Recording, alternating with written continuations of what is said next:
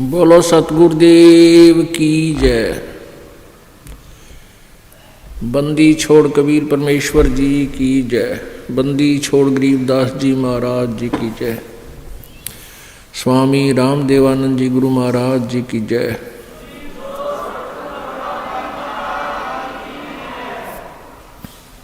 सर्व संतों की जय, सर्व भक्तों की जय, धर्मी पुरुषों की जय। श्री काशी धाम की जय, श्री छुडानी धाम की जय, श्री करौथा धाम की जय, श्री बरवाला धाम की जय। सत साहिब ग्रीव नमो नमो सतपुरुष को नमस्कार गुरु की नहीं। सुर नर मुनि जन साधुआं संतों सर्वस्ती नहीं। सतगुरु साहेब संत सब डंडो तुम प्रणाम। आगे पीछे मध्य हुए तिनको जा कुर्बान। नराकार निर्विषम काल जाल वै भंजनम निर्लेपम निज निर्गुणम अकल अनुबेशुंदनम। सोहम सुरति समाप्तम सकल समाना निरतलय।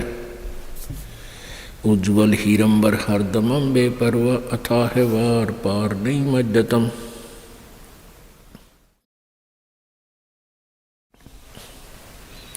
ग्रीव जो सुमर सिद्ध होई गणनायक गलताना। करो अनुग्रह सोई पारस पद परवाना। आदि गणेश मनाऊं गणनायक देवन देवा। चरण कमल लो लाऊं आदंत करूं सेवा।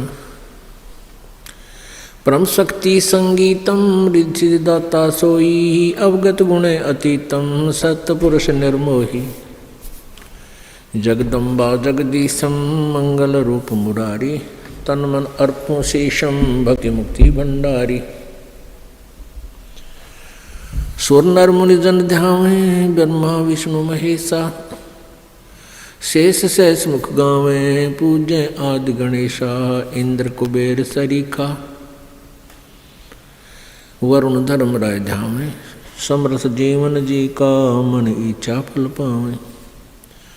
33 कोटि आधारा जावे सहस 88। उतरे भव जल पारा कट है यम की फांसी। 33 कोटि आधारा जावे सहस 88। उतरे भव जल पारा कट है यम की फांसी। कर जोरों विनती करूं दरों चरण पर शीश। गुरु जी राम देवानंद जी महाराज जी ने दियो नाम बख्शीश। कोटि कोटि सिजदा करूं कोटि कोटि प्रणाम। चरण कमल में राखियो में बांधी जाम गुलाम। कुत्ता हूँ गुरुदेव का रामपाल दास का नाम। गले प्रेम की जेवड़ी जाखें चोवा जाऊं। तो करो तो बावड़ू दूर दूर करो तो जाऊं। जो राखो तो ही रहूं जो देवो सुख।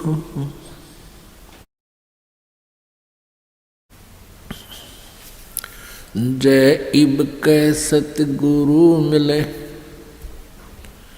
सब दुख आँखों रोए। चरणों ऊपर शीस धरूं कहूँ जो कहनी हो। कबीर गुरु जी मिलेंगे पूछेंगे कुशलात। आदि अंत की सब कहूँ अपने दिल की बात। गुरु जी तुम ना भूलियो चाहे लाख लोग मिल जाहीं। हमसे तुमको बहुत है तुमसे हमको नहीं। कबीर तुमरे विसारे क्या बने, मैं किसकी शरण में जाऊं। शिव ब्रंच मुनि नारदा, तिनके हृदय न समाऊं। अवगुण किए तो बहुत किए, करत न मनी हारे। बावे बंदा बख्श दियो, बावे गर्दन उतार। अवगुण मेरे बाप जी, बख्शो गरीब नवाज। जो मैं पूत कपूत हूँ, बहुर पिता को लाज। कबीर मैं अपराधी जन्म का, नक्सिक भरे विकार। तुम दाता दुख भंजना, मेरी करो संभार। परम पिता परमात्मा पूर्ण ब्रह्म, सारी सृष्टि के रचनहार कुलदेव, कुल के मालिक कबीर देव कबीर साहिब जी की असीम कृपा से आप जी सत्संग में पहुंच पाए। बहुत ही पुण्यभागी प्राणियों को यह सत्संग सुनने को प्राप्त होता है। सकल पदार्थ हैं जगमाही, कर्महीन नर पावत नाही। सभी इस संसार के अंदर परमात्मा समय समय पर प्रकट रहते हैं, या अपने कोई संत विशेष को अपनी शक्ति पावर दे करके इस धरातल पर भेजते रहते हैं, ताकि संत की प्रेजेंस इस पृथ्वी पर रहेगी तो जनता कुछ हाहाकार से बचेगी। संत न होते पृथ्वी पर तो जल मरता संसार। पुण्यात्माओं, मात पिता मिल जाएंगे 184 माँ, और सतगुरु सेवा और ये भक्ति भाई फिर मिलन की ना। जिस भी प्राणी के शरीर में, आप जिस भी पशु पक्षी के शरीर में जन्म प्राप्त करोगे, जो भक्तिहीन प्राणी हैं वो, तो वहाँ माता पिता भी होंगे, उनमें ममता भी ज्यों की त्यों होगी। जैसे कुत्ते बने तो कुतिया माता पिता हमें मिल जाएंगे, गधे बने तो वहाँ माता पिता होंगे, और ऐसी ही ममता होगी, ऐसा ही प्रेम एक दूसरे में होगा। तो पुण्यात्माओं, परमात्मा यही बताना चाहते हैं कबीर देव जी कि तुम संसारिक क्रियाओं को इतना महत्व देते हो कि सत्संग में भी नहीं पहुंच पाते हो। तो परमात्मा यही बताते हैं कि ये माता पिता, ये परिवार प्रत्येक प्राणी के शरीर में आपको उपलब्ध हो जाएगा, लेकिन सत्संग नहीं मिलेगा, सतगुरु नहीं मिलेंगे उन अन्य प्राणियों के शरीरों में। तो मानव शरीर के अंदर जो प्राणी भक्ति नहीं करता है, वो अपने जीवन को व्यर्थ कर रहा है। परमेश्वर की वाणी में है कि मानुष जन्म पाए कह, जो नहीं रटे हरि नाम। जैसे कुआ जल बिना, बनवाया क्या काम। अपने आत्माओं, परमात्मा हमें बार बार आकर के यही समझाना चाहते हैं कि तुम मनुष्य जीवन प्राप्त करके इसमें प्राप्त सुविधाओं को प्राप्त करके आप भूल जाते हो परमात्मा को, क्योंकि ये जो भी पुण्य, आपके पुण्य से ही आपको मानव शरीर प्राप्त है,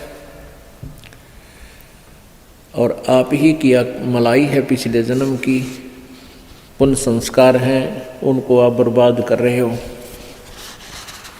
बहुत ही पुण्यकर्मी प्राणी को परमात्मा मानव शरीर देता है, उससे भी पुण्यकर्मी प्राणी मानव शरीर पाकर भी जो अत्यधिक पुण्यकर्मी प्राणी है उसको सत्संग मिलता है। तो मानव शरीर प्राप्त करके जो भक्ति नहीं करते हैं प्राणी, परमात्मा बताते हैं कबीर थोड़ा जीवना, कबीर थोड़ा जीवना ये मंडे बहुत मंडाने, सभी उबा पंथ सिर ये राव रंग सुल्तान। कबीर एक दिन ऐसा होएगा सबसे पड़े बिछो, राजा राणा राव रंग भाई सावधान क्यों न हो। उजड़ खेड़े ठेकरी ये गड़गड़ गए कुमारे, रावण जैसे चले गए वो लंका के सरदार।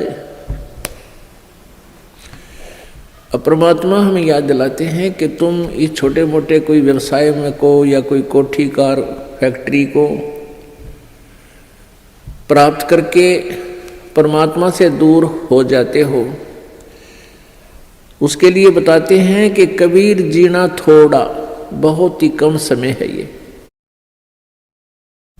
और आपके जो इरादे हैं वो बहुत लंबे चौड़े, आपकी कल्पनाएं बहुत लंबी चौड़ी, ये कर दूंगा वो कर दूंगा, और एक पल का भरोसा नहीं कब यहाँ से शरीर छूट जाए, जीव चला जाए।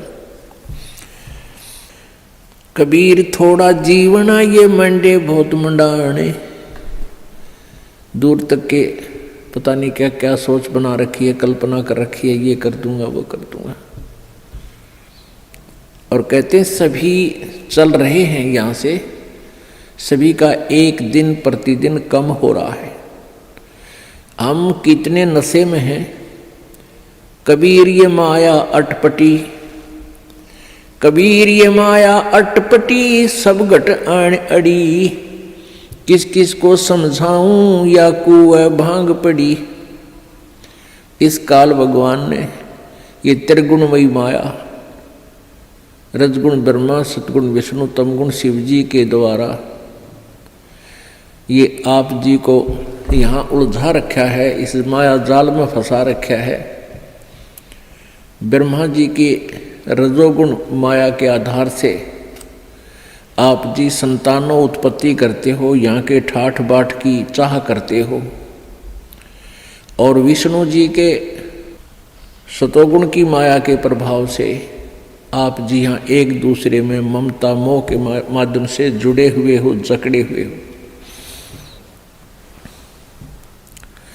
तो पर आप जी के हमारे ऊपर इतना जबरदस्त दबाव है कि हमें कुछ भी दूर तक का सूझता नहीं, हमें होश नहीं है। इस त्रिगुणमयी माया की भांग का नशा हमारे ऊपर इतना प्रभावित है कि हमें अपनी मौत दिखाई नहीं देती। परमात्मा याद दिलाते हैं जैसे कोली रेजा बुने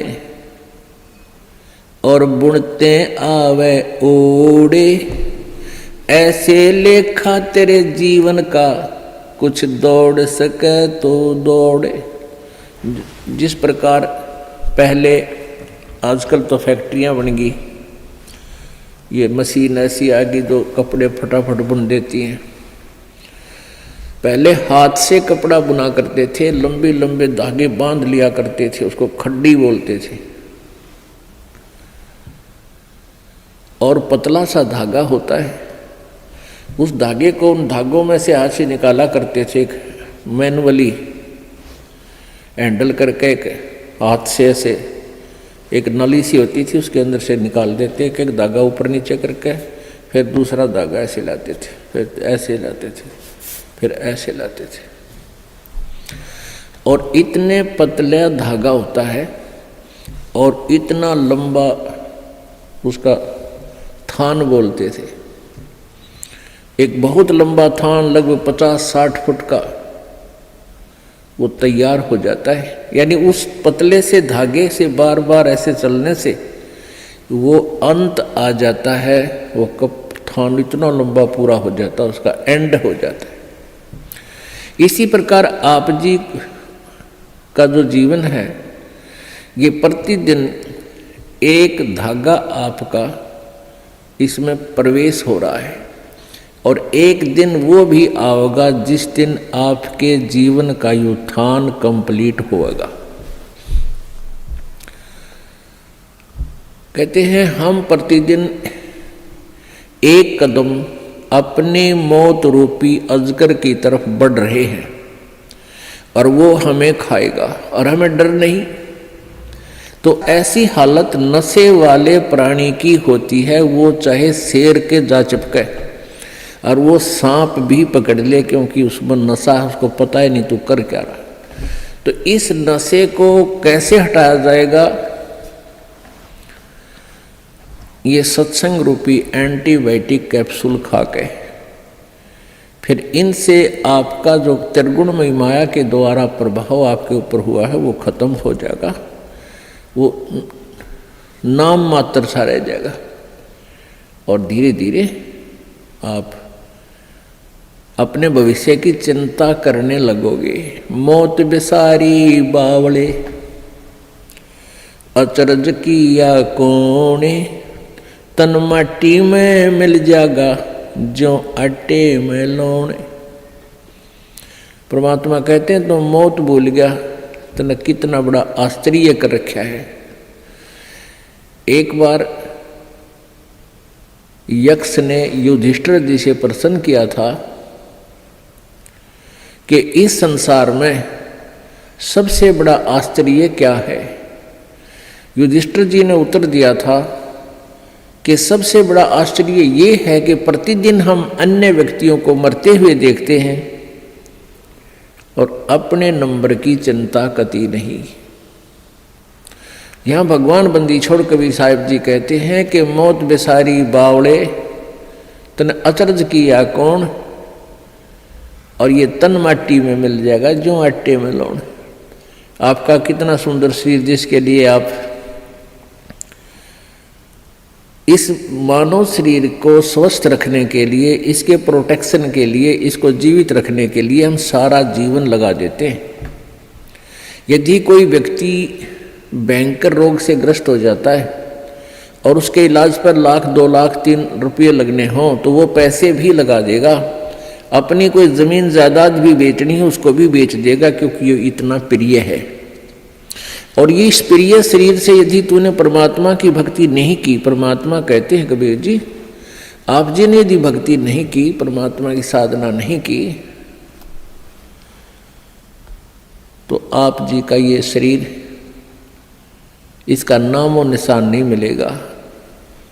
ये ऐसे मिल जाएगा पृथ्वी में जैसे आटे में नमक, दृष्टिगोचर नहीं होता। एक दिन ऐसा होएगा सबसे पड़े बिछो, राजा नैना रंक सब सावधान क्यों न हो। एक दिन ऐसा होगा आप जी को यहाँ सबको छोड़कर जाना पड़ेगा। ना आपका बेटा साथ चले, ना बेटी साथ चले, ना कार साथ चले, ना कोठी साथ चले। एक दिन ऐसा होगा सबसे पड़े बिछो। इसलिए परमात्मा कहते हैं राजा राणा रंग सब सावधान क्यों ना हो, यानी सावधान हो, सतर्क हो, डरो परमात्मा से और उस मौत से, आने वाले उस दिन को याद रखो। फिर बुराई नहीं कर सकते आप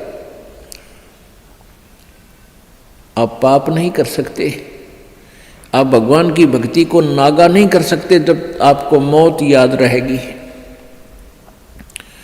हमने सबसे पहले उसी वस्तु को भूला जो सदा याद रखनी चाहिए थी। कौन कौन सी? एक तो परमात्मा और दूसरे मृत्यु। उजड़ खेड़े ठीकरी ये गड़गड़ गए कुमारे, वो रावण श्रीखे चले गए भाई लंका के सरदार। आप देखते हो जगह जगह कोई नगर उजड़ गया, उसको खेड़ा बोलते हैं। जो कोई गांव कहते हैं, गांव खराब गर्क हो गया था, तो वहाँ छोटी छोटी ईंटें, बर्तन फूटे हुए मिट्टी के, उनके ठीकरे वो नजर आते हैं। तो परमात्मा याद दिलाते हैं कि ये उजड़ खेड़े ठीकरी, और वह भी आपकी तरह ठाठ से रहा करते थे, भगवान भूल गए थे। और गड़गड़ गए कुम्हार, रावण जैसे चले गए वो लंका के सरदार, आपकी तो औकात क्या है। ऊंचा दिखे धौलहरा ये मंडी चिति पोले, एक हरि के नाम बिना ये जम्मा रहेगा रोले। कहते हैं आप जी को ये काल आपकी रोल मार रहा है। रोल मारना आपको मूर्ख बना रहा है। अब बहुत बड़ा आलीशान कोठी बना ली, उसका खूब संगे मरमर ला दिया, उसके बढ़िया बढ़िया पत्थर लगा दिए, और इसने देख देख कर तू भगवान को भूल गया। ऊंचा दिखे धौलरा और मंडी चिति पोले,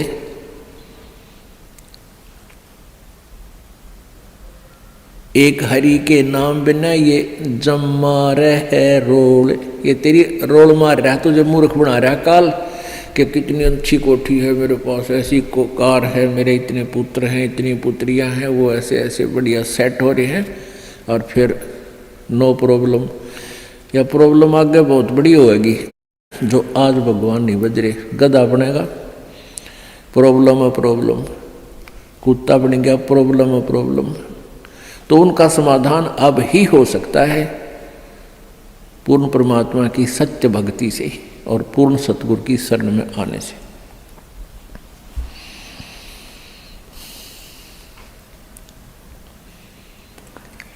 कबीरा देवल ढह पड़ा ये ईंट वही संघार,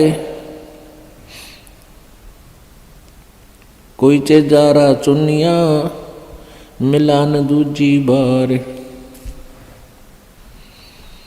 कहा चुनावे मैडिया ये चुना मटी लाए, मौत चुनेगी पापड़ी तन दौड़ कलेगी आए। परमात्मा कहते हैं, भगवान कबीर जी कहते हैं कि भक्ति के बिना आपके ये लंबी लंबी कोठियां बनाने लग रहा है, और यह मौत पापड़ी तन एकदम झपट्टा मार के ले जाएगी, और ये कोठी तेरी यहीं रह जाएगी।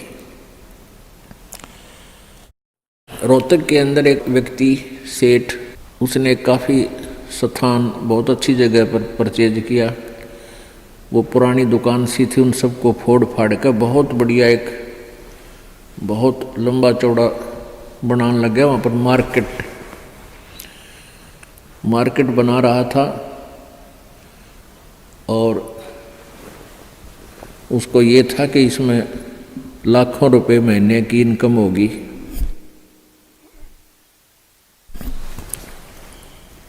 अब वो मार्केट तो बनी भी नहीं थी, वहाँ जो वर्कर काम करें थे उनको पेमेंट की, और वो वर्कर वहाँ बैठकर अपने पैसे पेमेंट को गिन रहे थे, संभाल रहे थे। और वहीं पर गर्मियों के दिन थे, उस सेठ ने वहीं पर नहाने के लिए एक पट नीचे ईंट सी बिछा रखी थी, और ठंडा पानी की वहाँ व्यवस्था थी। तराई के लिए नहाने लग गया। अब स्नान करके धोती बांधी थी, कुर्ता पैर नहीं पाया, एकदम गिर गया, और गिर गया कि मर लिया खड़ा खड़ा। उसका समय पूरा हो चुका था, वो एकदम समाप्त हो गया वहीं पर। तो यहाँ परमात्मा याद दिलाते हैं, कहाँ चुनाव है मेडिया, मेडिया मतलब बड़े बड़े कोठियाँ, और चुना माटी ला, और मौत चुनेगी पापी तने दौड़ के लेगी आ।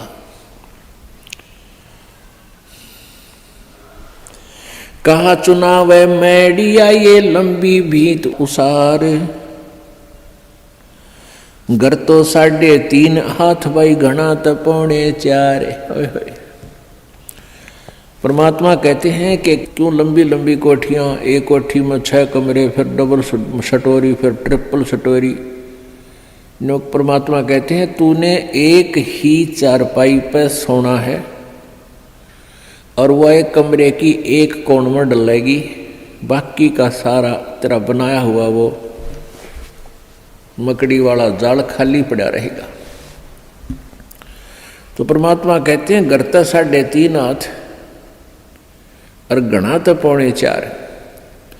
एक व्यक्ति का अपना शरीर का जो डायमेंशन है, अपने हाथ के 3.5 हाथ, 3.5 हाथ, कोई चाहे छोटा है चाहे बड़ा, अपने हाथ नाप के देख लियो, उसका लंबाई 3.5 हाथ की होती है और एक हाथ का ऐसे पूरा विस्तार होता है।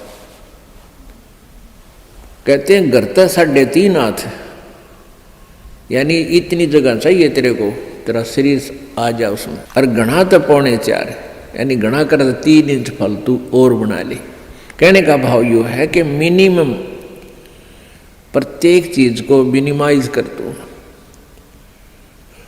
और फिर देख सुख परमात्मा का, आनंद देख मालिक का। जिस कोठी बंगले के बनाने के लिए ना जाने कितने 2 नंबर के काम करे, या कर्जा वर्जा लेकर कोठी बनावे दुनिया में लोग दिखावा करने के लिए, फिर वो कर्जे वाले पीछे पीछे आप लुकता फिरे, सो झूठ बोला, आज कोई ना कह दे करके बाहर जा रहा है। वो दिन की चैन रात की नींद दोनों गई। तो इस प्रकार हमने समाज लोग को नहीं देखना है, हमने अपने मालिक के ज्ञान को ही आधार बना के अपना जीवन सुचारू करना है। कबीर 5 तत्व का पूतला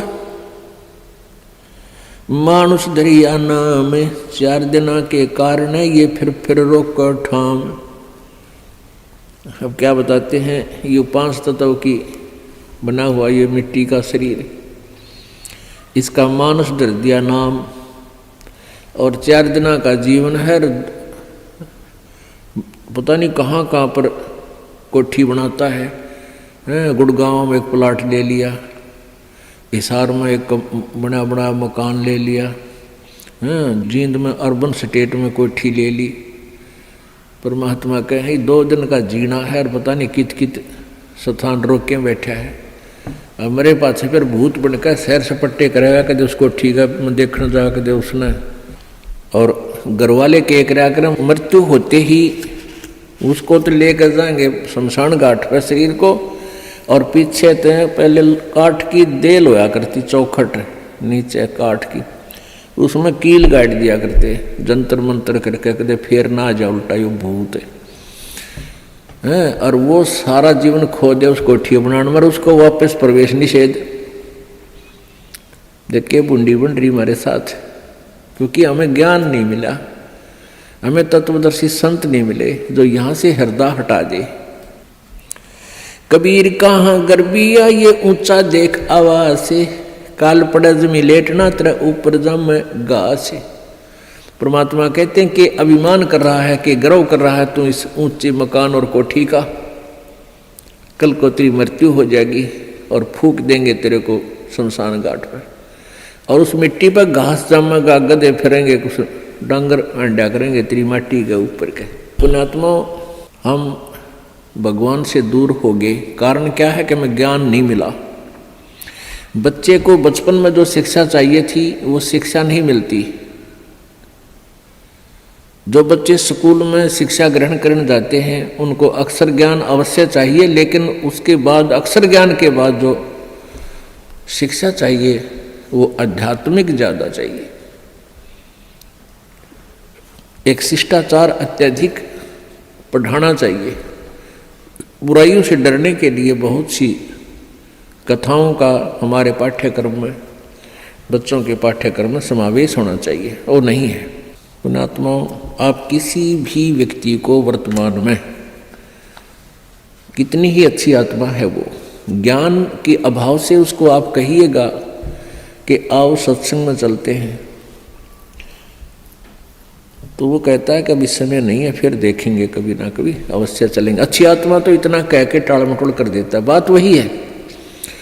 और दूसरे को आप कहोगे कि आओ सत्संग में चलते हैं, वो कहेगा अभी समय नहीं है हमारे पास।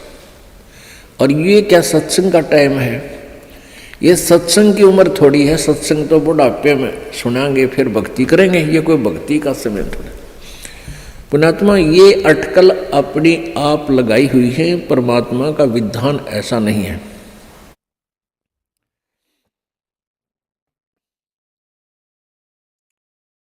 अब परमात्मा क्या बताते हैं, कबीर कहाँ गर्भियो ये काल गह करके से, न जाने कित मारेगा यो के घर के परदेश। पिछले वर्ष सन 2010 की बात है। यहाँ इसार का एक डॉक्टर, बहुत सुप्रसिद्ध डॉक्टर आँखों का, और बहुत पैसा उसके पास, अपने पुत्र का एडमिशन कराने के लिए गाड़ी में जा रहा था, पुत्र, उसकी पत्नी और वो स्वयं। और रास्ते में दुर्घटनाग्रस्त हो गए, तीनों की मृत्यु होगी। आज शेष बचे हुए कोई भी उस परिवार के सदस्य से आप जाकर कहिए कि आओ सत्संग में चलते हैं, वो भी कहेंगे समय नहीं है हमारे पास। अन्य किसी डॉक्टर से आप जाकर कहिए कि चलो सत्संग सुनो कुछ देर, वो कहते नहीं मेरे पास तो मरीजों की लाइन लगी हुई है, मेरे पास समय नहीं है। तो एक डॉक्टर लाइन नहीं, किसी को भी आप कहिए जाकर के। पुण्यात्माओं, इसका कारण क्या है कि हमें अध्यात्म ज्ञान बिल्कुल नहीं, आध्यात्मिक ज्ञान के बिना हमें डर नहीं हो सकता, चिंता नहीं बनती, और जब तक हमें परमेश्वर की महिमा का ज्ञान नहीं होगा तो हमें रुचि नहीं बनती। अब हमारे को जो ज्ञान दिया गया बचपन में, यही दिया गया कि उसके लड़के ने कोठी बना ली, वो डॉक्टर लगा हुआ था, प्राइवेट क्लिनिक है, 2 कोठी बना दी, कार ले ली। अब जितने भी बच्चे डॉक्टरी कर रहे हैं, ट्रेनिंग कर रहे हैं, उनका मूल उद्देश्य, टारगेट यही हो जाता है, मैं कोठी बनाऊँ और कार लूँ। यदि हमारी एजुकेशन में ये आध्यात्मिक ज्ञान अत्यधिक प्रवेश हो तो उन बच्चों का ये टारगेट ना रहे, और वो बिल्कुल बहुत जायज़ फीस ले, जायज़ काम करें और बहुत ही सस्ता ट्रीटमेंट करें, भगवान से डरने वाले होंगे। अब तो रोगी मर गया, ट्रीटमेंट के अंतर्गत अपना हिसाब बना कर देंगे, हमारा पूरा हिसाब दे जा, पैसे दे दो, ये एडवांस जमा करा लेते। बात ये नहीं है कि पैसे ना लो, पैसे तो उनके लगे हैं, देने भी चाहिए, लेने भी चाहिए, लेकिन 1 के 20 नहीं लेने चाहिए, 1 के 100 नहीं लेने चाहिए। और वो 1 रुपये की चार्ज के 100 लेते हैं, और फिर कहाँ ले जाते हैं, यहीं छोड़ जाते हैं।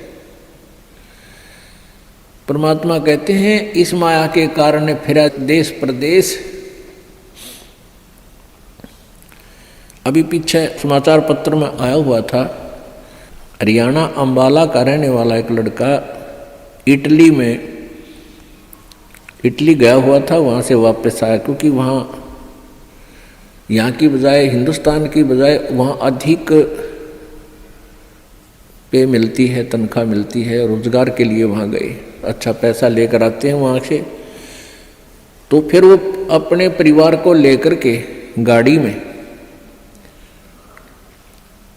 उसका अपना परिवार 3 सदस्य, एक पुत्र 2 हुए, और एक भाई की पत्नी और उस भाई का बच्चा, वो 5 जावे थे पीर पूजन, पीर की पूजा करने। और उस पेपर में लिखा, समाचार पत्र में लिखा हुआ था कि वो एकदम इतनी ऊंचाई से गुजर रहे थे कि वहाँ से गाड़ी पलट गई और 50 फुट नीचे तालाब में गिर गई, वो 5 मर गए। पुण्यात्माओं, हम भूल जाते हैं कि ये घटना उसके साथ घट गई, हमारे साथ नहीं घटेगी। हमारे साथ ऐसी नहीं घटेगी तो कोई और तरह की घट जाएगी। यानी काल ने तो हमारे को यहाँ से जो उसने समय निर्धारित किया उसी दिन उठा लेना है। एक भक्त बता रहा था कि मेरे मामा के 5 लड़कियाँ और मेरी मामी भात न्योतन जावा थी, 3 लड़कियों की शादी इकट्ठी। भात न्योत का वापस आवा थी, रोहतक के बस स्टैंड पर खड़ी थी। अब जिसकी 3 बेटियों की शादी, उसको किस प्रकार की चिंताएं कहाँ कहाँ से विचार व्यक्त कर सोचती रहती है। बस स्टैंड पर खड़ी थी बस की इंतज़ार में, और एक बस बैक होकर अपने स्थान पर लग गई थी, वह थोड़ी सी टेढ़ी होगी। पीछे एक पोल खड़े थे, पुराने बस स्टैंड की बात है। पोल उस खंबे बीच और बस बीच आ गई एकदम। उसने उसको जानने को नहीं, तू कहाँ खड़ी, हर गाड़ी आन लग रही है तेरे बैक में आगे। आध घंटे में वही तड़प कर मर गई। अब पुण्यात्माओं कहते हैं, और बात तेरा काम नहीं आवे संतों शरण लाग रे, और केसो व गफलत में बंदे जाग जाग न जागे। इस तन सराय में जीव मुसाफिर करता रहे दिमाग रे। इस तन रूपी शरीर में, तन रूपी सराय में ये प्राणी ना जाने के सोच उठाए रहता है, ध्यान रखता, और तरह की बातों में विचार रखता है। और रात बसेरा कर ले डेरा, तू चले सवेरा त्याग रे। हमारा जो शरीर है, अब इस सराय रूपी शरीर में हम सारी एक रात काटने के लिए विराजमान हैं, और सवेरा उस समय होगा जब आपकी मृत्यु हो जाएगी, फिर सुबह हो जाएगी, फिर चलो चलो होगा यहाँ से। तो इस पूरे जीवन को एक रात्रि बताया है और मृत्यु को आपकी सवेरा बताया है। इन सब बातों को याद करके आप जी ने परमात्मा में रुचि बढ़ानी है। कबीर परमेश्वर जी यही बताने के लिए आए थे, और इस सच्चाई से परिचित होकर ही हम भगवान से डरेंगे और भक्ति करेंगे, बुराइयों से भी बचेंगे।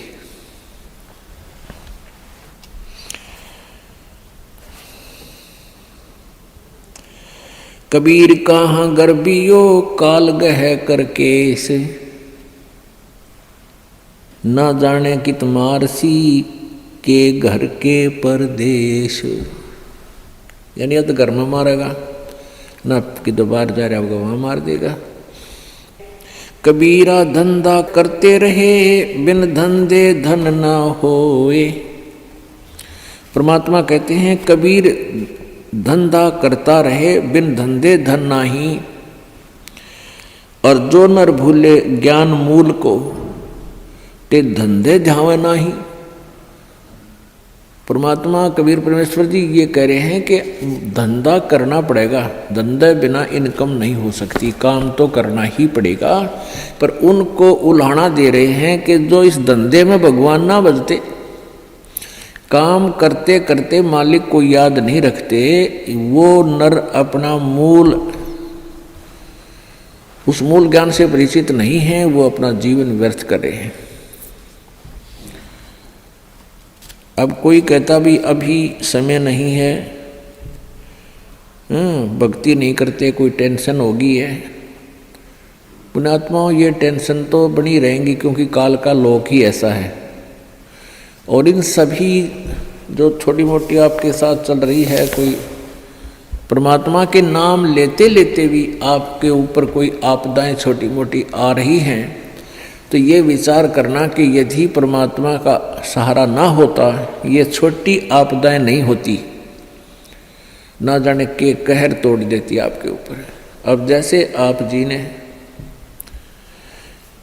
परमात्मा का, परमेश्वर कबीर जी का नाम ले रखा है, और फिर भी आप पर छोटी मोटी कोई आपदाएं आती हैं, आप ये सोच बैठते हो, कई बार मन इतना नालायक है, ये परमात्मा से दूर करने के लिए ना जाने कितनी स्कीमें तैयार करता है,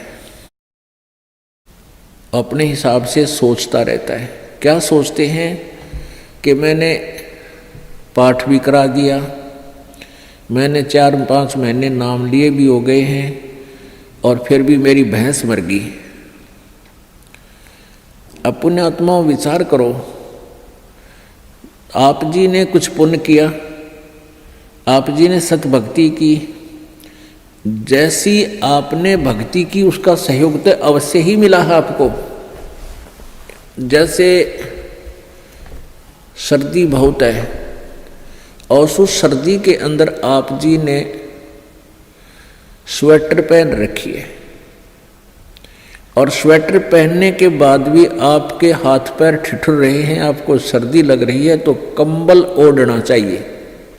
तो बुद्धिमान लोग ये नहीं कहा करते कि मैंने स्वेटर पहन रखी फिर भी सर्दी है और स्वेटर निकाल दूं, क्या फायदा स्वेटर का। कई भक्तों के मन में ऐसी दुर्भावनाएं आ जाती हैं कि हमने इतने दिन हो गए भक्ति करते ने, नाम लिए ने, और पाठ भी हम करा रहे हैं, और फिर भी हमारे ऊपर आपदाएं आ रही हैं। तो पुण्यात्माओं, जैसे आप जी ने अभी स्वेटर पहनी है और स्वेटर ने अपना काम कर रखा है जैसी उसकी सामर्थ्य है, और कोई न सोचा है कि क्या फायदा हुआ, नाम तो मन इतने दिन हो गए भक्ति करते, दान करते, और इस नाम को त्याग देता हूँ, तो वो मूर्ख है।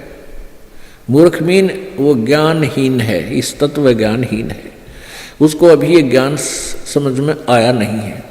अब जैसे उस स्वेटर का जितना अपना प्रोटेक्शन करने का था वो प्रोटेक्शन उसने कर रखा है, लेकिन सर्दी ज़्यादा है, उसके लिए स्वेटर पहन, वो जर्सी पहन, और जर्सी से भी सर्दी नहीं लग रही है तो उसके ऊपर का कंबल या चादर मोटी ओढ़।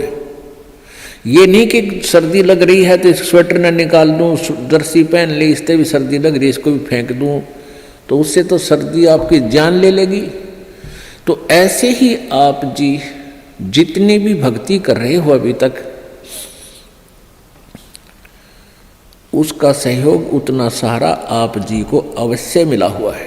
तो ये सोच लेना चाहिए कि आप जी के कर्मों की यह सर्दी बहुत ज़्यादा है, अत्यधिक है। आप जी भक्ति भी कर रहे हो, नियमित रह रहे हो, और दान धर्म भी कर रहे हो, और फिर भी आपके ऊपर आपदाएं हैं, तो आप जी की ये कर्मों की सर्दी बड़ी भयंकर थी। अगर आपने प्रोटेक्शन ना कर रखा होता, परमात्मा की शरण में नहीं होते, तो आपकी जान चली जाती, परिवार में भी बहुत हानि हो जाती। अब तो एक भैंस मरने से ही काम चल गया, भैंस तो और 20 दे भगवान, अगर आपकी भक्ति ठीक रही तो। इस प्रकार आप जी ने अपने तत्व ज्ञान को संभाल कर रखना है, इस पर असर करना है, अमल करना है, और इसके आधार से अपने इस भक्ति मार्ग पर लगा रहना है। अब कई भक्त कहते हैं जी हमें, मेरे 3 दिन मंत्र ना जपा, मैंने 4-5 दिन मैंने नाम नहीं जपा। क्यों नहीं जपा? कि टेंशन हो गई थी। अरे भले आदमी टेंशन तो हो जा, खैर टेंशन भी हो जा, लेकिन भगवान की भक्ति भी अपना करता रहे, दुखी सुखी हो गए। उस टेंशन को भी पड़ी रहेगी, लेकिन मंत्र भी थोड़ा बहुत कर लेना चाहिए, छोड़ना नहीं चाहिए। अब ये तो मंत्र इस काल ने तो इतनी टेंशन कर रखी है इस प्राणी के साथ में, गिनती है को ना। घर में को वासनी हो जाए तो टेंशन, और छोटे मोटे व्यवसाय में 100 घाटे बाधे हों उसमें टेंशन, पता नहीं कितने प्रकार की समस्याएं हमारे जान में डाल रखी काल ने। काल का ये उद्देश्य है कि ये भक्ति ना करें। जब इनको मनुष्य शरीर प्राप्त हो तब तो इनमें इतनी टेंशन भर दी या विकार भर दिए, कोई घुट्टी लावे, कोई जुआ खेला, कोई दारू पीवे, बीड़ी पीवे, सिगरेट पीवे, कोई 2 नंबर के काम में, कोई कोठी बनाने के काम में, यानी को इनको सबको ऐसा व्यस्त कर रखा है कि फुर्सत को ना। और फिर अब ये है भक्ति का समय आ गया, अब ये भक्ति युग आ गया, भक्ति का काल आ गया, समय भक्ति काल, बिचली पीढ़ी आएगी। और इसमें काल ने कथित पूरा अंगा ला दिया। ऐसे ये टेक्निकल जो ना ऐसे बना दिए इलेक्ट्रॉनिक इंस्ट्रूमेंट, जैसे mobile phone, TV, satellite, internet, कि ये जीव जब भी आँख खुले रात में या तो मोबाइल में बकवास देख ले, या सामने टीवी रिमोट से ऑन, उठ के भी ना जाना, रजाई में पड़ा पड़ा ऑन कर ले, उसमें नाचने गाने बकवास सुनने, यानी भक्ति से कोसों दूर रहे ये प्राणी। अब इसने कितना कुछ, अभी 20-30 वर्ष से आप देख रहे हो कितना कुछ ये साइंस ने तरक्की कर दी, या काल गिवन है, इस काल ने दे रखी है। और परमात्मा ने भी ये समय इसीलिए चुना था कि अब ये जो साइंस के इंस्ट्रूमेंट हैं ये हमारा काम आएंगे। एक जगह बैठे और लाखों करोड़ों जगह टीवी में परमात्मा की महिमा को घर बैठे सुन सका करोगे। हम इनमें बकवाद क्यों देखेंगे, हम भगवान देखेंगे, परमात्मा की चर्चा सुना करेंगे, तो हम इसका सदुपयोग करेंगे। तो पुण्यात्माओं, ये परमेश्वर कहते हैं जिन हर जैसा सुमरिया अर्ता को तैसा लाभ, ओसा प्यास न भाग ही जब लग दसैनी आब। जिन्होंने जैसी भी भगवान की भक्ति की है उनको उतना ही लाभ अवश्य मिलेगा। और ओस पीने से प्यास नहीं बुझती, ओस चाटने से प्यास नहीं बुझती। प्यास बुझेगी गट गट गिलास पीने पानी के गिलास पिया जब प्यास बुझेगी। तो हम पहले क्या करते थे, दान धर्म कितना करते थे, 2 रुपये चढ़ा दिए को 5 मुश्किल थे, 10 चढ़ा दिए तो बड़े खुश होया करते थे। या 100 रुपये का प्रसाद बांट दिया हनुमान जी के मंगलवार ने, तो ये हमारी पूजाएं थी। तो ये तो हम ओस चाट रहे थे। और अब आप देख रहे हो पाठ के पाठ करवाए जा रहे हैं, भगवान के हवन के लिए जोत के पैसे, जोत का घी दान किया जा रहा है। ये गिलास के गिलास पिए जा रहे हैं और इनसे प्यास बुझेगी। कोई पाठ करवा रहा है, कोई वैसे गुप्त दान, खूब वैसे दान दे रहे हैं, तो ये गिलास के गिलास पानी के पिए जा रहे हैं। इनसे प्यास बुझेगी, इनसे आपको पूर्ण लाभ होगा। और सतभक्ति मंत्र करेंगे, आजीवन मर्यादा रहेगी। अब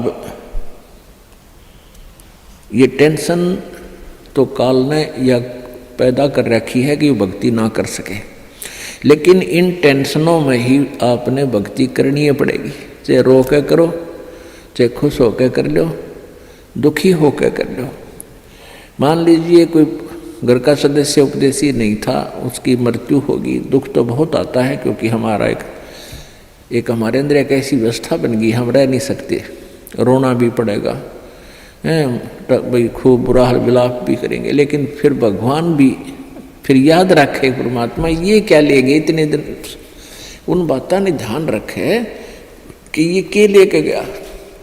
अगर हम ये भक्ति कर रहा होता, परमात्मा इसको जीवन दान भी देता है, इसकी आयु भी बढ़ा देता है यदि सत भक्ति करता था। और ये लेके क्या गया, सारा जीवन बर्बाद कर गया। तो इस प्रकार इन सब विचारों को ध्यान में रख के, सब बातों को विचार करके और भजन जरूर करें। चाहे वो याद तो बहुत आते हैं, मृत्यु को प्राप्त हो जाते हैं जो साथी परिवारजन, लेकिन भगवान भी रो रो के मालिक ने भी याद रखे, मतलब भूला नहीं भगवान को। और भी कई प्रकार की टेंशन हो जाती है, किसी प्रकार की कई चिंताएं होती हैं, लेकिन चिंताएं तो हैं, चिंता भी नाम से ही समाप्त होंगी और परमात्मा की भक्ति तक करनी पड़ेगी, इन चिंताओं में करनी पड़ेगी। एक समय एक दरोगा जी जून के महीने में यानी गर्मी के मौसम में घोड़ी पर सवार होकर जा रहा था किसी दूसरे गांव में। रास्ते में किसान ने रहट जोड़ रखा था, रहट हरहट। वो रहट क्या होता था कि उसमें एक पुली होती थी लोहे की, उस पुली के ऊपर के ऐसे एक चैन डाल दी जाती थी और उसको कोल्लू की तरह, एक कोल्लू आपने देखे हो हाथ के बैलों वाले कोल्लू, उस तरह कोल्लू की तरह बहल से चलाया जाता था और वो रहट का व्हील घूमता था वह पुड़ी, और उसके ऊपर चैन लगी होती थी। नीचे एक कुआं होता था, वो चैन इतनी लंबी होती थी कि कुएं के जल को छूती थी नीचे तक, और उसके बाल्टियां वेल्ड कर दी जाती थी चैन के ऊपर। और वो बैल से बैलों को चला जब घुमाया जाता था कोल्लू की तरह, तो वो व्हील घूमता था, वो पुड़ी घूमती थी, वह चैन साथ में घूमती थी और नीचे से पानी आकर के खेतों में डलता था। और खाली बाल्टियां वापस चली जाती थी और भरी बाल्टियां चैन के साथ ऊपर आती थी, ऐसे चलती थी। तब वो पानी खेतों में सिंचाई के काम आता था। तो किसान की घोड़ी को प्यास लगी, किसान को भी प्यास लगी। उसने देखा कि सामने रहट चल रहा है और पानी पीवेंगे, घोड़ी को भी पिलाएंगे। अब जो ही उस घोड़ी को निकट लाया वो दरोगा यानी वो SHO, तो रहट के अंदर से आवाज आया करती थी, वैसे जुगाड़ होया करते थे। वो व्हील व्याल चढ़ा रखे थे, वो चर चूं करके वह काफी जोर की आवाज आती थी उससे। वह घोड़ी उस चरचू ने सुनकर, चींचू ने सुनकर, और वह फड़क गई, 1 किला दूर जाके डटी। दरोगा जी गुस्से में हो गए, करे किसान या चूं बंद कर दे भाई, चींचू बंद कर दे, मेरी घोड़ी डर रही है, मैंने पानी पीना और पिलाना है। अब किसान ने वो बैल रोक दिए, जो बैल चल रहे थे, कोल्लू को सा फिरा रहे थे, उससे वो चलने से आवाज आ रही थी, पानी भी आ रहा था। तो किसान ने वह बैल रोक दिया, तो पानी आना, जल आना भी बंद हो गया और आगे जल सीधा खेत में जा रहा था। खेत में जल साथ साथ वह जमीन प्यासी थी, पी रही थी। जल घोड़ी के पीने योग्य एकत्रित नहीं रहा। घोड़ी निकट आई, जल था नहीं। दरोगा जी ने कहा कि एक किसान जल निकाल। उसने फिर बैल का डंडा मार दिया, बैल चला तो चूं ची चूं, फिर वही घोड़ी फिर भागी। वो किसान को उसने कहा, दरोगा ने गया चूं चूं बंद करवा, ची चूं बंद कर। उसने फिर बैल रोक दिया, वो फिर घोड़ी लिया, पानी पाया नहीं। तब वो किसान बोला, दरोगा जी इस चींचू में पी गए तो पी गए ना, दोनों मरोगे तुम। तो ये चींचू में ही पीना पड़ेगा ये जल, राम नाम का भाई। जब राम नाम बंद कर दिया तो भक्ति गई, वह चूं चूं तो फिर फायदा क्या हुआ, वह टेंशन तो सह भक्ति और बर्बाद होगी।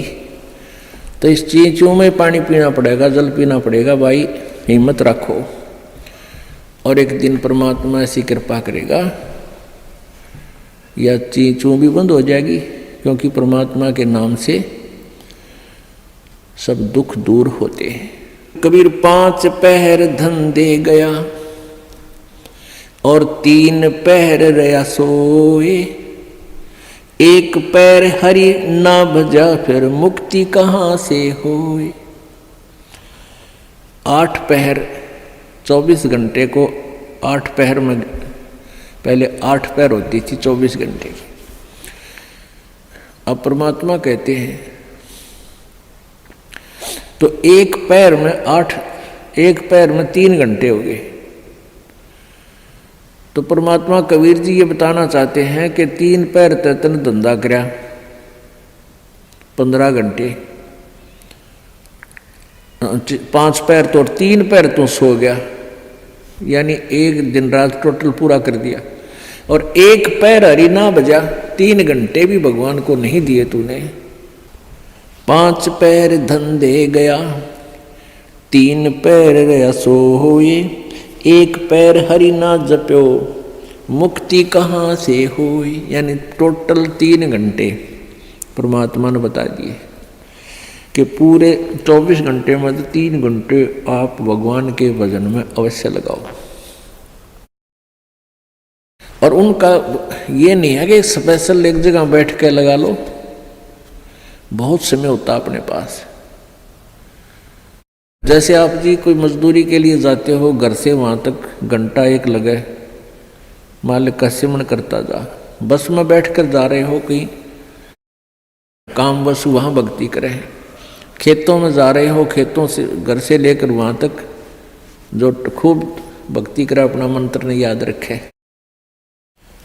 और बहुत से ऐसे कार्य हैं जो काम करते करते भी हम भगवान की भक्ति कर सकते हैं। जैसे खेत में आली हल जोतता है, हमने देखे पहले ही आली में लक्ष्मी चंद की रागनी गाए जाते, हल भी जोड़े जाते। तो आप भगवान की भक्ति भी कराए, कभी आरती करने लग जा, कभी भगवान की वाणी बोलने लग जा।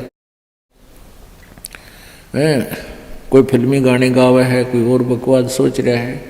तो इस प्रकार हमने अपना सुमन में 3 घंटे का समय निकालना चाहिए। जैसे सुबह का नित्यनेम आध पौना घंटा लगता है, 15 मिनट की असुर निकंदरमणि 1 घंटा तो हो गया, आध 35 मिनट की आरती होती है 1.5 घंटा, बाकी 1.5 घंटा आपका सिमरन भी हो जाए ना, सिमरन आध घंटा मंत्र, 1 घंटे का श्वास का सिमरन। तो इतना भी आप कंटिन्यू कर लोगे तो भी आपका बेड़ा पार हो जाएगा। ये सत्कर्म मान ली, क्योंकि आप जी बहुत से पापों से बच गए, सब बुराइयां त्याग दी, भगवान से डर कर रहने लग गए। इच्छा कर मारे नहीं, बिन इच्छा मर जा, कह कबीर दास का पाप नहीं लगा। जैसे जब तक आप जी ने ये सतभक्ति नहीं ली, परमात्मा कबीर जी की साधना नहीं की करते, तो और उपासना जो करते हैं ब्रह्म तक, पर ब्रह्म तक, ब्रह्मा विष्णु महेश और दुर्गा तक, इसमें सभी जो पूजाएं करते हो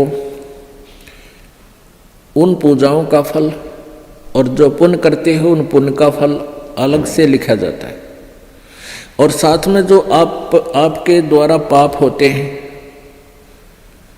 जैसे किसान खेत में हल जोतता है, उसके विषय में बता रखा है सुख संवेद में कि 1 अलाई और 1000 कसाई बराबर पाप होता है। 1 अड़ाई होती है 30 फुट चौड़ा, 20 फुट चौड़ी और 200 फुट लंबी, किले की, एकड़ की, इतना स्थान जिसमें से हल आड़ी ऐसे एक अड़ाई बोलता था उसको ऐसे बैल को ले जाता आखिरी सिरे से और फिर उसको ऐसे जोतता था, बाया करता। तो उस टुकड़े को 1 अड़ाई बोलते हैं। इतना स्थान हल से खोदा हुआ 20 बाई 200 फुट का एक हाड़ी ने जो खेत खोद दिया हड़ते, उसमें पाप, और 1000 कसाई 1 बराबर पाप होता है। क्योंकि उसमें ना जाने कितने जीव जंतुओं के पेटा में गए, फाड़ी निकाल दी, वो कुछ निकाल दी, और उसको इतना पाप होता है। अच्छा, फिर उसको पुण्य भी होता है, क्योंकि उस खेत में गेहूं बो दिए, बाजरा बो दिया और चने बो दिए, ज्वार बो दी, तो उससे ऑटोमेटिकली कुछ बीज झटका जमीन पे गिर जाता है, उसको जीव जंतु खाते हैं, तो वो उसके गुड अकाउंट में और पाप बैड अकाउंट में ये न्यारे डिपॉजिट होते रहते हैं। जैसे परमात्मा ने धर्मदास जी को बताया था, कबीर परमेश्वर जी ने, कि धर्मदास जी कह रहे थे कि हम कोई जीव हिंसा नहीं करते क्योंकि हम मांस नहीं खाते। और कबीर परमेश्वर जी एक मुसलमान की वेशभूषा में, जिंदा महात्मा की वेशभूषा में विराजमान थे। तो धर्मदास जी ने टोंट कसया था कि हम हिंदू हैं, हम मुसलमानों की तरह जीव हिंसा नहीं करते, मांस नहीं खाते, जीवों को मारते नहीं। तो परमेश्वर ने कहा था वो तो अच्छी बात है कि आप जैसे गाय बैल बकरे जो टेन नहीं मारते, लेकिन और भी पाप बहुत होते हैं आपसे। पृथ्वी ऊपर पग जो धारे, करोड़ जीव एक दिन में मारे। जो पृथ्वी पर आप कामवश जा रहे हो तो 1 करोड़ जीवों को डेली मार कर विश्राम लेते हो, अपने पेट के लिए, रोजगार के लिए जो उधर जाते हो।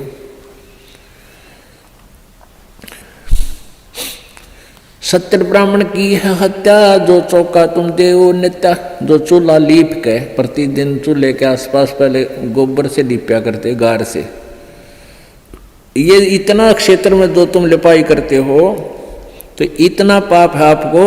70 ब्राह्मण मार दियो, ब्राह्मण माने भक्त।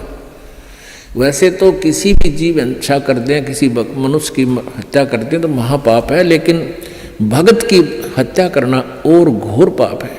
अब जैसे पोचा मारते हो आप जी प्रतिदिन, आजकल तो फिनाइल से लगाया जाता है।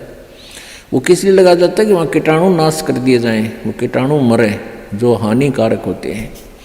तो वो जब तक आप सतगुरु कबीर परमेश्वर जी की सत साधना पूरे संत से लेकर नहीं करते, नकली संतों से नहीं, जिनके पास ये सच्चा नाम हो जो दास देता है, तो तब तक आपके दोनों ही पुण्य और पाप भिन्न भिन्न लिखे जाएंगे और वही आपको भोगने पड़ेंगे। फिर सारे के सारे पुण्य भी मिलेंगे। जैसे हाली का उदाहरण दिया कि उसने जो एक अलाई में इतने जीव मार दिए कि 1000 कसाईयों जितना पाप हो गया। फिर उसके द्वारा बीजी गई खेती से कुछ ऐसे दाने नीचे गिरे, ऑटोमेटिकली वो जीवों ने खाए, वो पुण्य हो गया। तो वो पुण्य और वो पाप अलग अलग लिख दिए, पुण्य थोड़े और पाप गणे। तो ऐसे ही आप पोछा लगाते हो या अपने काम वश जाते हो तो सभी आपके पैरों के नीचे प्राणी मरते हैं।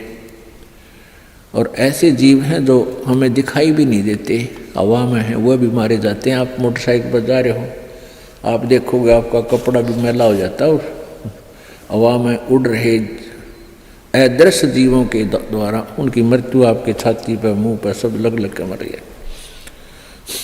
पंखा चलाते हैं, पंखे में भी जीव मर रहे हैं। अग्नि जलाते हैं, अग्नि में भी जीव मरते हैं।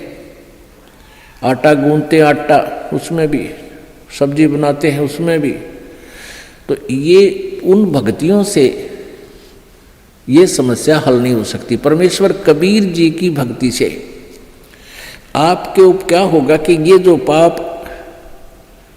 पाप तो हैं लेकिन उनको करना उद्देश्य नहीं, तो वो पाप आपका नहीं लगेंगे, उनको लगेंगे जो इस दास के द्वारा बताई गई साधना नहीं कर रहे, उनको तो पूरे लगेंगे, उनके बैंक अकाउंट में लिखा ही जाएगा वो। और इससे नहीं लगेंगे। कहते इच्छा कर मारे नहीं, बिन इच्छा मर जा, कह कबीर दास का पाप नहीं लगा। इच्छा कर कैसे मारे? जैसे शिकार खेलते हैं या वैसे कोई भेंट देते हैं कि कोई की तो बकरे चढ़ावे हैं, कि तो भोग चढ़ावे हैं, कि तो झोटे काट कर डाले जाते हैं मंदिरों में। या ये मुसलमान भाई ईद बकरीद मनाते समय जीव हिंसा करते हैं, ये तो है नोवेंगली जान के करते हैं, ये तो पाप लगेगा। इच्छा कर मारे नहीं, अरबन इच्छा मर जा। ये आप चल रहे हो अपने काम के उद्देश्य के लिए, आपका मारना इच्छा नहीं है, लेकिन वो अपने आप मर रहे हैं तो मरने दे। लेकिन सावधानी अवश्य बरते। जैसे सामने आप जा रहे हो और चींटियों की लाइन है या इन मकोड़ों की, चिट्टों की जो लाइन है और वो बहुत बिखरे हुए हैं, तो उससे बचने की चेष्टा करें। और बचने की चेष्टा नहीं बच पा रहे हैं तो फिर भी थोड़ा बहुत बचाव करके उनके ऊपर से निकल जा, फिर भी कोई मरता है तो आपको दोष नहीं। तो परमात्मा की भक्ति से क्या होगा कि आप जी के जो प्रतिदिन आपसे जो अनजाने में पाप हो रहे हैं, वो इन जाप करने से भगवान की जो भक्ति आपको दी है परमात्मा की, और प्रतिदिन जो आप नित्य वाणी बोलते हो, पढ़ते हो, सुनते हो, इनसे आपके प्रतिदिन वो पाप अनजाने में किए हुए साफ होते रहेंगे। जैसे आप कपड़ा पहनते हो, कपड़ा प्रतिदिन मैला होता है, उसको साबुन और जल से धो लेते हो तो स्वच्छ हो जाता है। ऐसे ही आप जी का जो प्रतिदिन किए हुए नित्यनेम, प्रतिदिन किए हुए मंत्र भक्ति के, ये आपके ऊपर अनजाने में हुए पापों को डेली साफ कर देता है। फिर शेष रहे आपके संचित कर्म, जो पहले जन्म जन्मांतर के आपके ढेर लगे हुए, तो परमेश्वर की सत भक्ति से, सतनाम से वो सभी नष्ट हो जाएंगे, वो फूंक दिए जाएंगे, जला दिए जाएंगे, नाश कर दिए जाएंगे। ये पूर्ण परमात्मा सत्य पुरुष कबीर देव जी की भक्ति से ही वो संचित कर्म और ये वर्तमान के जो क्रियावान कर्म और प्रारब्ध के पाप कर्म, ये सभी पाप कर्म परमेश्वर कबीर जी की भक्ति से नष्ट हो जाते हैं, समाप्त हो जाते हैं, नाश हो जाते हैं, खत्म हो जाते हैं। और किसी भी साधना से इनका कर्मों का नाश नहीं होता, दोनों ही भोगने पड़ते हैं। संचित भी न्यो के न्यो रहेंगे, डिपॉजिट, संचित माने डिपॉजिट, पहले के जन्म जन्मांतर के आपके बैंक भरे पड़े हैं वहाँ भगवान के दरबार में। पापों का अकाउंट और पुण्यों का अलग अलग होता है। तो इस प्रकार हमने इस परमात्मा की सत्साधना से अपना मोक्ष करवाना है। अब जैसे कर्म करेगा ऐसा ही फल देगा भगवान। तो इस विधान से तो हम कभी भी पार नहीं हो सकते। और जो ये विधान इन अन्य अज्ञानी संतों ने बना रखा है कि जो भी तेरे भाग्य में है वो तो भोगना ही पड़ेगा, इस विधान से भी हम पार नहीं हो सकते। एक इन्होंने विधान बताया है, जैसे देवी भागवत में आप जी ने पढ़ा था कि बृहस्पति जी जो देवताओं के गुरु हैं और इन्होंने ब्रह्मा जी से ज्ञान प्राप्त है, तो वो कह रहे हैं कि जैसा भी जिसका पुण्य है पाप है वो भोगने से अक्षीण होगा। दुख आपके ऊपर आ रहे हैं तो आपके पाप कम हो रहे हैं, आपके पाप नाश हो रहे हैं दुख भोग के। और पुण्य आपको मिल रहे हैं तो आपको सुख प्राप्त है तो आपके पुण्य नाश हो रहे हैं उन सुखों को भोग के। ये प्रोसीजर है इन तत्व ज्ञानहीन ऋषि महर्षियों और प्राणियों का। अगर इस विधान से हम चलें तो कभी सुख नहीं हो सकता और कभी मोक्ष नहीं हो सकता। सुख भी भोगे खत्म होंगे और पाप भी भोगने से समाप्त होंगे तो कभी नहीं हो सकते, क्योंकि हम एक दिन में करोड़ों पाप करके विश्राम लेते हैं और पुण्य होता ही नहीं, क्योंकि वो साधना शास्त्र विरुद्ध होने से, उस शास्त्र विरुद्ध साधना जो वर्तमान में चल रही है, पहले तो चलो शास्त्र अनुकूल साधना करते थे, ओम नाम का जाप था और यज्ञ हवन किया करते थे और भी फिर भी वो अनकम्प्लीट थी, फिर भी उनका कुछ आंशिक लाभ अवश्य था। अब तो हम आगे जय गणेश देवा माता थारी पार्वती पिता महादेवा ये आप पर बना के गाने लागे। आप ही अपने हिसाब से ओम नमः शिवाय ये मंत्र बना लिए, ये कहीं मंत्र नहीं है किसी भी शास्त्र में। तो इस तरह की जो साधना करने से पुण्य भक्ति तो लाभ होता ही नहीं। वैसे कोई दान पुण्य हम करते हैं, चींटियों को दाने डाल दिए, पक्षियों को दाने डाल दिए, किधर भंडारे कर दिए, वो पुण्य आपको अलग से लिख दिए जाएंगे, आपके वो भी मिलेंगे, लेकिन मोक्ष नहीं हो पाएगा, क्योंकि वो शास्त्र विरुद्ध साधना होने से मोक्षदायक नहीं है। ना कोई सिद्धि हो, ना गति हो, ना ही कोई सुख हो। गीता जी अध्याय नंबर 16 के श्लोक नंबर 23 में कहा कि शास्त्र विधि को त्याग कर जो मनमाना आचरण करते हैं, जो मनमानी अपनी पूजाएं करते हैं अपने हिसाब से, उनको ना तो सुख होता है, ना उनकी गति होती है, ना उनकी कोई सिद्धि प्राप्त होती है, यूजलेस। तो हम जो अब वर्तमान में जो साधनाएं चल रही हैं प्रत्येक समाज में, वो शास्त्र विधि को त्याग कर मनमानी पूजाएं। तो वर्तमान में जो साधनाएं आप जी करें उससे तो कोई लाभ होना ही नहीं, कि ना तो आपके पाप क्षीण हो और ना आपको भविष्य का कोई लाभ हो, और वो पाप न करे, और वो पाप आप डेली पता नहीं कितने इकट्ठे कर रहे हो, तो वो आपके डिपॉजिट कर्मों में लिखे जा रहे हैं, संचित कर्मों में। और परमात्मा की साधना, पूर्ण परमेश्वर की साधना से क्या होगा?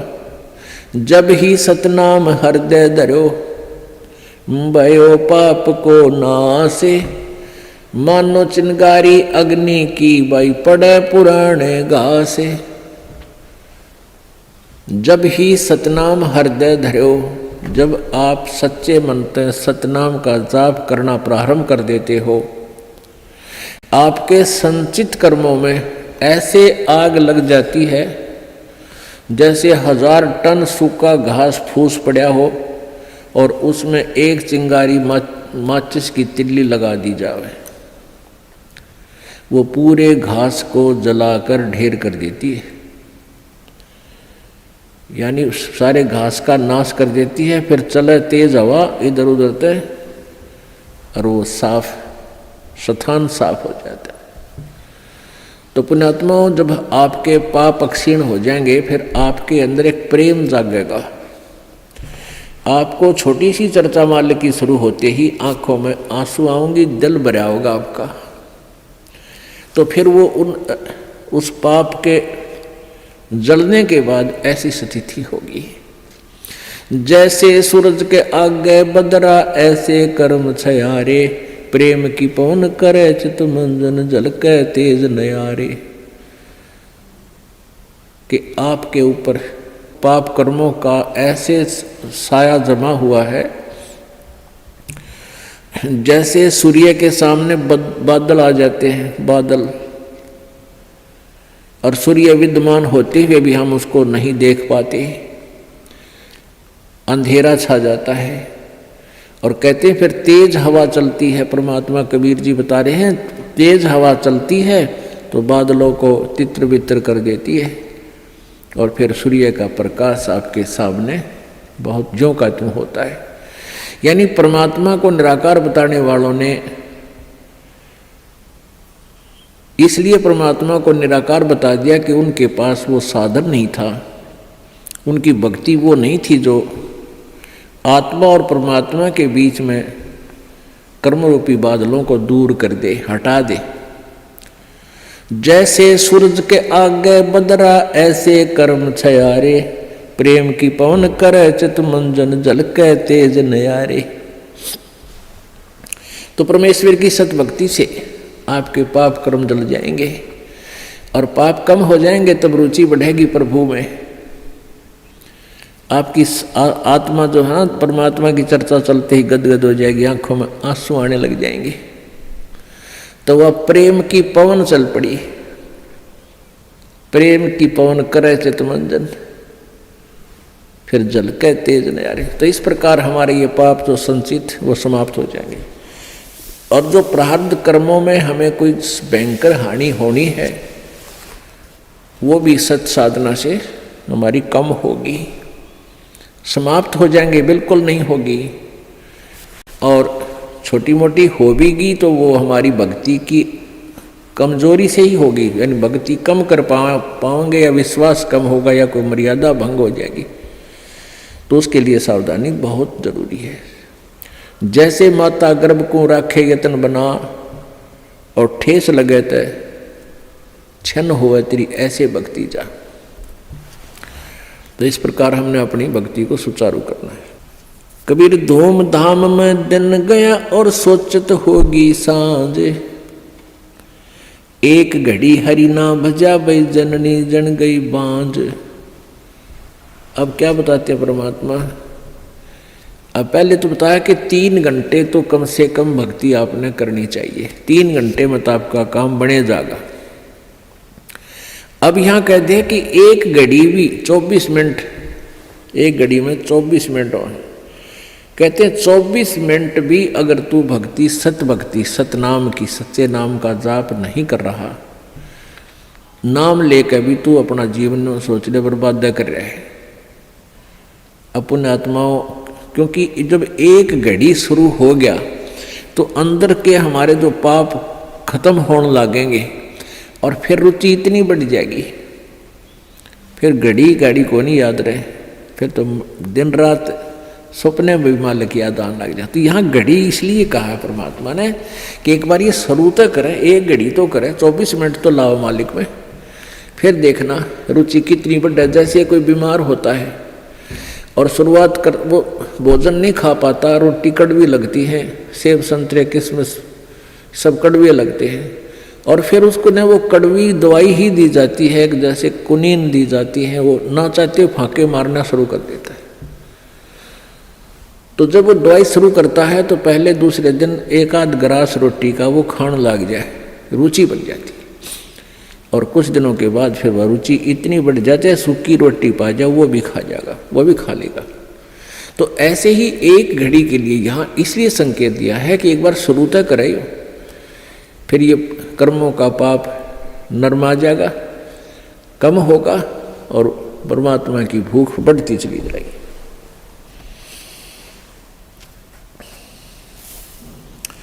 रात गवाई सोए करियो, दिवस गवाया खाए, हीरा जन्म अनमोल था, ये कौड़ी बदले जाए। कबीर ये सुपने रैन के उगड़ आए नैने, जीव पड़ा बहु लूट में, जागे तो लेन न देने। परमात्मा कहते हैं कबीर ये सुपने रैन के, ये रात जैसा सुपना है आपको, आज आपके पास कार है, कोठी है, ना है तो लो छोटा मोटा कोई व्यवसाय है, कोई धंधा है, बेटा बेटी है। जैसे हम सपने में देखते हैं ना, कई बार तो या ऐसा सपना देखते हैं कि तो कार में घूम रहे हैं, ठाठ कर रहे हैं, खूब मौज मार रहे हैं, और उठे तो फिर साइकिल भी कोई ना घर पे। जब आंख खुल जाती है तो देखा साइकिल भी कोई नहीं आसपास, कार के सपने आ रहे थे। तो ऐसे ही हमारे ये स्वप्न हैं, ये जो कुछ भी आप देख रहे हो ये सपना समझो। और कल ये नैन उगड़ गए, कल ये आंख खुल गई, यानी मृत्यु होगी, तो जागे तो लेन न देन। अब वहां धर्मराज के दरबार में विचार आवे इसको जाकर के, अरे बेटा था, बेटी थी, कहाँ थी, तेरे की कुछ भी ना था, उन्हें धक्के खा रहा था, मतलब सपना था वो। तो ऐसा सपना सा बनेगा आपके साथ ही, जो आज जिसके ऊपर इस सपने में अपना जीवन बर्बाद करे, और सपने में ही आप भक्ति करोगे तो आपको लाभ होगा। इसमें ही आपको ज्ञान हो कि इससे बचाव करें, इस तो सपने में ही सुख होगा आपको। अब जैसे सभी ऋषि संत कहते हैं कि कर्म का भोग तो भोगना ही पड़ेगा, संस्कार में जो प्रारब्ध में कर्म भोगना ही पड़ेगा, फिर फायदा क्या हुआ। फिर इस भक्ति का यूज क्या है। जैसे आप सपने में दुखी हो रहे हो, आपके पीछे कोई पागल कुत्ता भाग रहा है और आप खूब स्पीड खींच रहे हो, दुखी हो रहे हो, तो कोई आके उस कुत्ते के लठ मारे, रोक के उसने लठाड़ा आ जाए, उसने एक तरफ भगा दे, तो सपने में सुख होया, उसने चैन सांस लिया सुख का, को हो बच गया भाई। तो ये सपना हर ये कर्म रूपी कुत्ते आपका पीछे पड़ रहे हैं, और पूर्व संत की भक्ति से इन कुत्तियों का लठ लग गए, इन पागलों के, और ये अपनी दिशा बदल दें और आपको राहत मिले। तो ये सपने में भी सुख इस परमात्मा के अभी होगा, तब तो बात बने। अब आँख खुले बस दापे न हो, कुछ भी ना था वो, जैसे टेंशन हो रही है, काम अड़ गया फला, जो कोई टेंशन है, किसी काम में रुकावट आ रही, परमात्मा सपने में ठीक करे, जब चैन हो। और ये कहने पर आप तो भोगना ही पड़ेगा, सपने में दुखता दुख रहेगा, तो वो थ्योरी ठीक है नहीं है, उनकी मन गणत है, उनको अध्यात्म ज्ञान नहीं है। आजकल के 5 दिन ये जंगल होगा बासे, ऊपर ऊपर हल फिरा ये ढोर चरेंगे घासे। आजकल यह 5 दिन अर्थात एक ना एक वो दिन आएगा, आप जी का जंगल में वास होगा, आप जी का शरीर छूटेगा और आप जी को शमशान घाट पर शरीर का अंतिम संस्कार हो जाएगा। और फिर इस तुम्हारी जो है ना मिट्टी के ऊपर ढोर फिरा करेंगे, डांगर हंडेंगे, घूमया करेंगे। 8 जने जो लाकड़ी और केस जले जो घासे, सब जग जलता देख कर ये कबीर भया उदास। मरोगे मर जाओगे कोई न लेगा नाम, उजड़ जा बसाओगे छाड़ बसती गांव में। कहते हैं आज तुम जिस परिवार के वंश चलाने के चक्कर में दिन रात फिर लगे रहते हो, आपकी मृत्यु के बाद कोई आपने याद भी ना करे, 6 महीने रहोगे मुश्किल से। अब आजकल तो 10 दिन में कर दें सारा काम, 70वीं वीर, वर्षी वीर, महीना वीर, वो 13वीं भी 10 दिन में करके फारे कर दें। कोई आज आप अपने दादाजी को कितना याद करते हो? कभी कोई पूछला, गांव को पूछ ले कि किसका है कहाँ से, फिर जब फलाने दादा का नाम कभी बताना पड़ जाए, जब ना तो कहो ना याद करता दादाजी ने। तो पुण्यात्माओं या भूल ला रखी काल ने, और इन काल के दूता ने हमें ऐसा उलझा रखा है कि पुत्र बिना मोक्ष नहीं। अब बेटी ने तो हम संतान भी नहीं मानते थे, ऐसी अनजान सोच बना दी हमारी। पुण्यात्माओं बेटा और बेटी में कोई अंतर नहीं, संस्कार आपको मिलेंगे चाहे कितने पैर पीट लो। आजकल उन अज्ञानी लोगों की और फिर समाज के दबाव में हमारे भक्त आत्मा भी प्रेरित हो जाते हैं। जिसके 1-2 पुत्री है तो सोचा पुत्र हो भगवान, पुत्र जरूर हो, क्योंकि वो इंजेक्शन लावे डेली। कदे पड़ोसन आ जाएगी, कोई रिश्तेदार आवेगा, नहीं कहेंगे एक पुत्र तो चाहिए था, एक पुत्र तो होना चाहिए। दास जब सर्विस करता था, जेई की नौकरी करता था, एक ठेकेदार था मदीना गाँव, मदीना डांगी का, और वो 62 साल की उम्र का आदमी। तो उसके 4 लड़कियां थी और बड़ी लड़की ब्याह दी, 2 लड़कियां तकरीबन सारी ब्याह शादी कर दी। फिर प्रेरणा कर दी, किसी ने कहेंगे कोई एक पुत्र तो हो, पुत्र तो होना चाहिए। तो उसकी पत्नी ने भी यही कहना शुरू कर दिया कि पुत्र तो होना चाहिए। उसने कहा कि तुम मेरी, उसकी कोई मौसी की लड़की थी, क्यों करके उसकी शादी करवा दी। अब वो बताओ, खुद बताओ था ने बोला जी ऐसा हुआ, वो फिर जड़वा 2 लड़की होगी उसके, 5 तो पहले थी और 2 की और आन लागे। फिर वो छक्के मैंने तो ऑपरेशन करागा, पांडा छुटवाया उसका। तो परमात्मा कहते हैं या हमारी बॉडी 8 से, परमात्मा जो देगा वही होगा। और अगर आवश्यक होगा, अब आपके पास वो परमात्मा कबीर है, कबीर जी वो है, अगर आपके संस्कार में कोई सुयोग्य संतान होगी तो पुत्र भी दे देगा। ना तो आज वर्तमान के 80% पुत्रों से ये माता पिता दुखी हैं। पुत्री तो शादी कर दी हुई पराई, यहाँ रहती है तब आपका पूरा काम करे, कभी आज्ञा का अवहेलना नहीं करती लड़कियाँ, और पुत्र छोटा ऐसा लाग जा रखो ऐलान ना करूं क्यों, और बेटी कभी नहीं बेचारी मना करती। तो हमने इन अज्ञानी अनजान ऋषि संतों के अज्ञान के कारण हम इतना भेद बना बैठे थे एक आत्मा में, आत्मा वही बेटी और बेटे की। तो इस प्रकार हमारी इन नकली संतों ने हमारा समाज व्यवहार कति बिगाड़ दिया, हमारी सोच बदल रखी थी, जिस कारण से हम आधे से ज़्यादातर न्यों दुखी रहा करते थे। अब वर्तमान में आप देख रहे हो पुत्र, ये बुरी बात नहीं है पुत्र अब, लेकिन इस ज्ञान को प्राप्त करके आपका फिर पुत्र हो चाहे पुत्री आपको दुखी नहीं करेंगे, क्योंकि वो बचपन से इस ज्ञान में भगवान के रंग में रंग जाएंगे और परमात्मा की शक्ति आपकी भक्ति से आपके साथ रहेगी। और मान ले कोई छोटा मोटा संस्कार में कोई निकम्मा बालक आ भी गया तो उसने मालिक ठीक करेंगे, सीधा करेंगे, उसको किसी प्रकार भी करें, चाहे आपको दुख नहीं होने देंगे।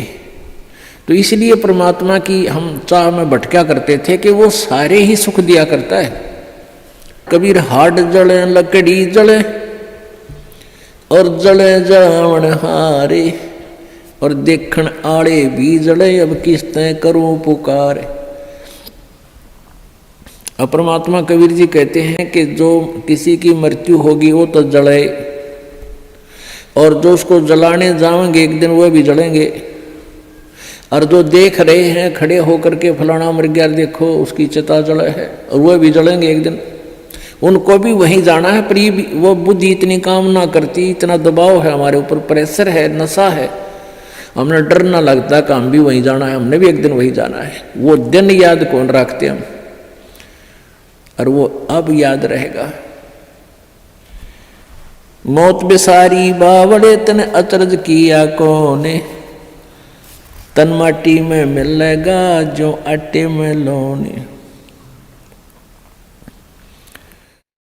एक भगत था, एक संत था, और वो संत पतला दुबला और ठीक सा था, और बाकी वो अपने जैसे किसी वस्तु को कोई चिंता हो जा तो उसके चेहरे की, उसकी फेस की आकृति कुछ अजीब सी रहती है। तो एक भक्त आता था उस संत के पास, बढ़िया फलों के दर्जन फल सेब संतरे लाया करता। तो वो देखा करता था कि महात्मा जी बहुत चिंतित से रहते हैं और बहुत ही ज़्यादा स्वस्थ नहीं है, सेहत अच्छी नहीं है। और दूसरे भक्त वहाँ दूध लाते थे तो वहाँ डेग सा बढ़ा रहा करता दूध का, फलों की टोकरी बड़ी रहती थी। वो संत जी औरों को दे देते थे प्रसाद रूप में, और फिर खीर खार बना के खिला देते थे।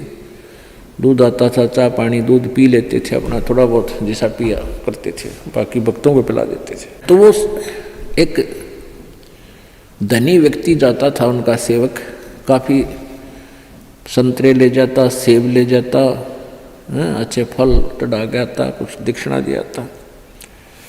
तो साधु से प्रश्न करता था कि महाराज जी आप कुछ चिंतित से रहते हो, क्या आप खाते पीते नहीं, आप पतले दुबले भी बहुत हो गए हो। महाराज जी कहने लगे भाई बस खा लेता हूँ जैसा रुचि बनती है। तो दूसरे दिन फिर उसने पूछा, दूसरे तीसरे दिन कि महाराज जी क्या आपको कोई चिंता है, आप कुछ खाते पीते नहीं। आप संत जी कहने लगे भाई मुझे बहुत चिंता है, और इसलिए मेरे को कुछ खाया पिया ना जाता। तो उसने, उस धनी व्यक्ति ने सोचा भी साधु संतों की भी क्या चिंता हो है बता, हमारे कैसे गृहस्थियों ने तो 100 चिंताएं हों, पर संतों को क्या चिंता। उसने कहा महाराज जी आपको ऐसी कौन सी चिंता सता रही है। साधु ने कहा कि भाई मुझे मौत दिखाई देती है मेरी, मैं मरूंगा, इसलिए मैं मेरे पर ज़्यादा रुचि खान पीन में नहीं, मुझे चिंता बनी रहती है कि मेरी मृत्यु होगी। तो संत कहने लगे जी कब होगी आपकी मृत्यु। अब उस भक्त ने सोचा कि अभी निकट भविष्य में ही शरीर छोड़ते होंगे 2-4 दिन में। उस समय उस संत की 40-45 साल की आयु थी। उन्होंने बताया कि भाई अभी मेरी 40 वर्ष बाद मृत्यु होगी, 40 वर्ष के बाद, और आज मेरी 45 वर्ष की आयु हो चुकी है। तो वो धनी भगत कहने लगा हे महाराज जी यह भी कोई चिंता हुई, मरना तो सब ने है, मृत्यु तो सबकी होगी, और साधु संत भी ये चिंता करें, कमाल की बात है, खा पिया करो, मौज करो, है ये तो सब ने मरना है क्या। अब वो प्रतिदिन आवे और यह बात कहे कि महाराज संत भी कदे मृत्यु तो डरा करें, ये तो सब ने मरना है, ये तो क्या बात है, खूब बड़े बड़े लक्षण डाले। अब उस संत ने सोचा यो रोज दुखी करेगा, ला इसकी फड़क निकाल दूं। उसका मित्र था राजा, संत का, और संत ने उस राजा से, मित्र नहीं उसका सेवक था, राजा से कहा कि संत ने कि वो जो धनी व्यक्ति है एक सेठ, उसको फांसी की, सूली की सजा सुना दे, फांसी की, लेकिन तोड़ना नहीं है, उसके लिए कोई समय निर्धारित कर दे, महीने 20 दिन का, और उसके लिए कोठड़ी में बंद करके उसने सारा सामान रख उसके पास, दूध भी फल भी खूब ठाठ रखा, से बढ़िया घी दूध चूरमे खिला उसने। अब राजा अपने गुरुदेव का आदेश पाते ही राजा ने वो बुला लिया और कहा भी तेरे को फांसी की सजा सुनाई जाती है, तूने किसी व्यक्ति का मर्डर कर रखा है। अब वो धनी सेठ के सोच रहा है बड़ी बुंडी बनी है, तुमने तो किसी मृत्यु का कोई हत्या करी नहीं, देख फांसी की सजा होगी, दिन रख दिया 20-25 दिन, महीना 1.5 महीना जो भी। अब वह दिन तारीख दर दी, 25 तारीख 24 10 30 तारीख, वो 30 तारीख रख दी महीने की, या 14 6 8 जैसे भी कोई रख दी। तो हम अपने उदाहरण के लिए उसको 8 रख दी जो 1 महीने बाद थी, और एक कोठड़ी में बंद कर दिया, उसके आगे फल और दूध के पूरे पात्र भरे रहे, लोटे के लोटे। जब उस फांसी के दिन में 10 दिन पहले, 20 दिन जब उसने हो लिया उसको कैद में, ये पक्का हो गया तेरी फांसी होगी। संत जी गए वहाँ, उनके कैद की कोठड़ी के अंदर से, इसके पास से घूम निकले, आगे को उसने देखा, श्रीयामा गए, गुरु जी गए, आवाज़ लगाई महाराज जी सुनियो महाराज जी। महाराज जी वापस आए, वन्य देखे थे को होगा तड़े बोल लेगा, मैंने देखते ही कौन से में है वो भगत, कहा न देखा महाराज जी ने, भाई कौन है तू। अगजी में वो फलाना सेठ से, और सेठ को भी पता था, उस धनी को भी पता था कि राजा इनकी पूरी मानता है गुरु जी की। और गुरुजी तक पहुंचा संदेशा जब बात पड़े तो उसने बता दी मैं वो सेठ हूँ फलाना राम, मैं विशंबर दास हूँ। बोला अच्छा, अरे तू बहुत कमज़ोर हो गया बेटा, क्या बात है? बिल्कुल कमज़ोर हो गया, ये फल रखे हैं, दूध रखा है, तो बहुत वीक हो गया, रहा खाता पीता कोई ना? ना महाराज जी कुछ नहीं खाया जाता, एक टूक भी नीचे नहीं जाता, बस धक्के तो गेरू है का दी रोटी अंदर जाती है शरीर में। क्या बात होगी? अब मेरे को फांसी की सजा सुना रखी है, कति झूठा केस है मेरे पर, गुरु जी मेरे पर दया करो, मेरी पीछा छुटवाओ। ने बोला रहा खा पी मृत्यु तो सब क्यों नहीं बेटा, खा देख दूध के गिलास भरे धीरे फल रहे, खा बेटा ठाट से, मृत्यु सब क्यों? अरे नहीं महाराज जी कति मर गया मत है, कुछ नहीं खाया जाता। जब उसने उस राजा बुलाया, भाई छोड़ दे भगत ने, ये तो निर्दोष है। तब उस संत ने बताया कि भाई लाला जी जिस प्रकार तने आठम दिखा थी ना, उन्होंने कहा हमने तो आठम दिखाई दिए से, कुछ नहीं खाया जाता। तो बेटा तने जिस प्रकार ये आठम दिखा है ना, क्योंकि आपको पता लग गया निश्चित होगी आठम न तू फांसी टूटेगा, डर बिना कहाँ। तो इसी प्रकार मुझे मेरी 40 वर्ष बाद हुआ आठम मन दिखाई दे आज, इसलिए मेरा इस संसार में रुचि रही नहीं। जिस प्रकार आपकी ना घर में रुचि, ना कहीं की रुचि, ना तू खास खाने में रुचि तेरी, एक ना कोई रुचि नहीं थी, बस मरता हुआ खाऊं था और आठम के गुण गाऊं था, उस आठम पर ध्यान लगाऊं था। तो परमात्मा कहते, संत जी कहते हैं कि मैं भी भाई मन ने अपनी आठम वह 40 साल पीछे आने वाली ऐसे ही नजर आ रही जैसे आप जी को अब दिखे थी। तो पुण्यात्माओं हमारे ऊपर इतना दबाव है इन तीनों गुणों का, इस त्रिगुणमयी माया का, कि हम 10 मिनट बाद भी याद नहीं रख सकते इस मौत को, और यह रखनी चाहिए, रखनी पड़ेगी। ज़्यादा से ज़्यादा 60 वर्ष, 65 वर्ष, 70 वर्ष तक ये शरीर ठीक रह सकता है, घना स्वस्थ होगा। तो उसके बाद मान लिए चाहे 30-90 वर्ष भी उम्र होगी तो बस वह तो मौत तो ही भूंडा जीवन है, बाकी का तो। लेकिन भगवान की भक्ति आप पहले से ही कर रहे हो तो आने वाला बुढ़ापे में आपको बहुत सहयोग मिलेगा, हर तरह से पूरा सहायता देगा परमात्मा आपको। नहीं तो इस जीव के ऊपर ये बुढ़ापा सबसे बड़ा कहर होया करे। इसी प्रकार गीता जी अध्याय नंबर 7 के श्लोक नंबर 29 में बताया है कि जो उस तत्व ज्ञान के आधार से, उस तत्ब्रह्म से यानी परम अक्षर ब्रह्म से, अध्यात्म यानी सारे इस अध्यात्म ज्ञान से और सभी कर्मों से परिचित हो जाता है। आज के सत्संग में आपको इस कर्मों से परिचित कराया जा रहा है, अध्यात्म ज्ञान से परिचित कराया जा रहा है। तो वो व्यक्ति फिर जरा और मरण से छुटकारा पाने के लिए ही प्रयत्न करता है। जरा माने बुढ़ापा, मरण मीन मृत्यु। वो जरा माने बुढ़ापा यानी बुढ़ापे से और मृत्यु से छूटने के लिए ही प्रयत्न करता है, जो उस तत्व ब्रह्म से परिचित हो चुका है। क्योंकि वो तत्व ब्रह्म, परम अक्षर ब्रह्म ही हमारे को जरा और मरण से सदा के लिए छुटकारा दिला सकता है। सतलोक के अंदर जाने के बाद आपका शरीर वृद्ध नहीं होगा, आप जी की मृत्यु नहीं होगी। अब पुण्यात्माओं हमने वो ज्ञान सुना नहीं, हमने स्वर्ग भी सुना था पर देखा नहीं था। स्वर्ग सुनते थे, स्वर्ग में बड़ा सुख है, लेकिन जान की इच्छा कति नहीं थी, मृत्यु नहीं चाहवा थे। अब इस तत्व ज्ञान के आधार से आपको इतना विश्वास हो जाएगा कि आप जी यहाँ से जाने की रुचि बनाओगे, क्योंकि यहाँ इतने कष्ट हैं संसार में, इसको देख देख कर इनसे तंग आकर के आपका मन हट जाएगा। और इस तत्व ज्ञान के आधार से आपको ये भी पता चलेगा कि ये तो आज नहीं, इस जन्म में नहीं, असंख्य जन्मों में पहले भी हो लिया और आगे भी होगा,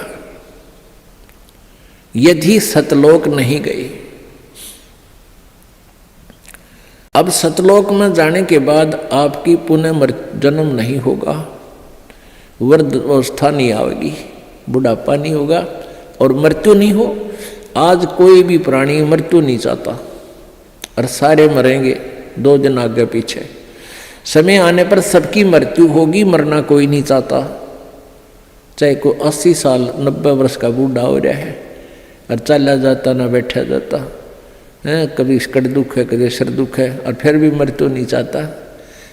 ठीक है ऊपर ले मन तो चाहे कह भी दे भगवान मन ठा ले, लेकिन जब ठाण का टाइम आओ ना, जब उल्टा हटता है कोई भी हटे, जिनको ज्ञान नहीं भगत नहीं उल्टे हटते। एक बुढ़िया रोज न्यों कहा करती हे भगवान मन ठा ले, मतलब दुखी दुखी होली इस परिवार तय, हे भगवान मन ठा ले। अब उसका पोता था बदमाश सा, उन्होंने सोचा बुढ़िया रोज न्यों कहा मन ठा ले, तो उसने न्यों सुन रखा था कि यमराज आते हैं, सर पर सींग होते हैं, उनकर हाथ में गदा होती है। तो उस लड़के ने 12-13 साल का था, उसने सिर पर बड़ा साफा बांध दिया और उसमें सींग पो लिए 2 और हाथ में ले लिए गदा सी बना ली कपड़े की, जो करिए नकली रामलीला रखा है ना हनुमान की। और पहले इसे टिमटिमाते ही दीवे होया करते, दीवा दिया ला, दीपक लगा दिया और बुढ़िया का हटा के मुँह पर तक कपड़ा ने बोला बुढ़िया बोले होशियार चल तुझे लेने आया हूँ। बुढ़िया ने देखा है तो सचमुच आएगा यमदूत खड़ा है। ने बोला अरे भाई मन ने क्या करेगी तो योर कुण बार मन ने क्या करेगा बुढ़ी ने योर कुतना कुण बारा किसी ने दे जा तू। अब न बोला ना तेरा नंबर है, बोला अरे भाई तेरा आगे दोनों हाथ जोड़ो मन ना ले जाए वे। तो फिर उसने उतार दिया सारा साज बाज हटके और धर दिया। तो इन्होंने बोला दादी क्यों मगज खाया करती रोजाना, मैंने ठाले ये मरी क्यों ना तू। ने बोली रे ढेड़ तने गढ़ दूँ तू था तन डरा दी थी मैं। तो भाई बात ये है कि हम चाहे कोई भी कुछ कह रहे हमने ठाले पर ठाण का टाइम आओ जब उल्टे उल्टे हट रहे हैं। तो कहने का भाव ये है कि हम मृत्यु नहीं चाहते, मृत्यु होगी। अब यहाँ से तो आपने मरना पड़ेगा, सब कुछ त्यागना होगा और ये मालूम नहीं कब त्यागना पड़ जाए। ये कोई ज़रूरी नहीं है कि हम वैसे अटकल से आगे बढ़ रहे हैं कि अभी हो सकता है 10 साल 20 साल हमारी मृत्यु ना हो। अब कोई 60 साल का नहीं सोचा 20 साल तो 80 साल तो जीवाएंगे। और क्या पता ये रोज दुनिया की मृत्यु होने लग रही, कोई 20 साल का, कोई 10 वर्ष का, कोई 50 वर्ष का, कोई 60 वर्ष का। तो ये अटकलबाजी हमें डबो रही है।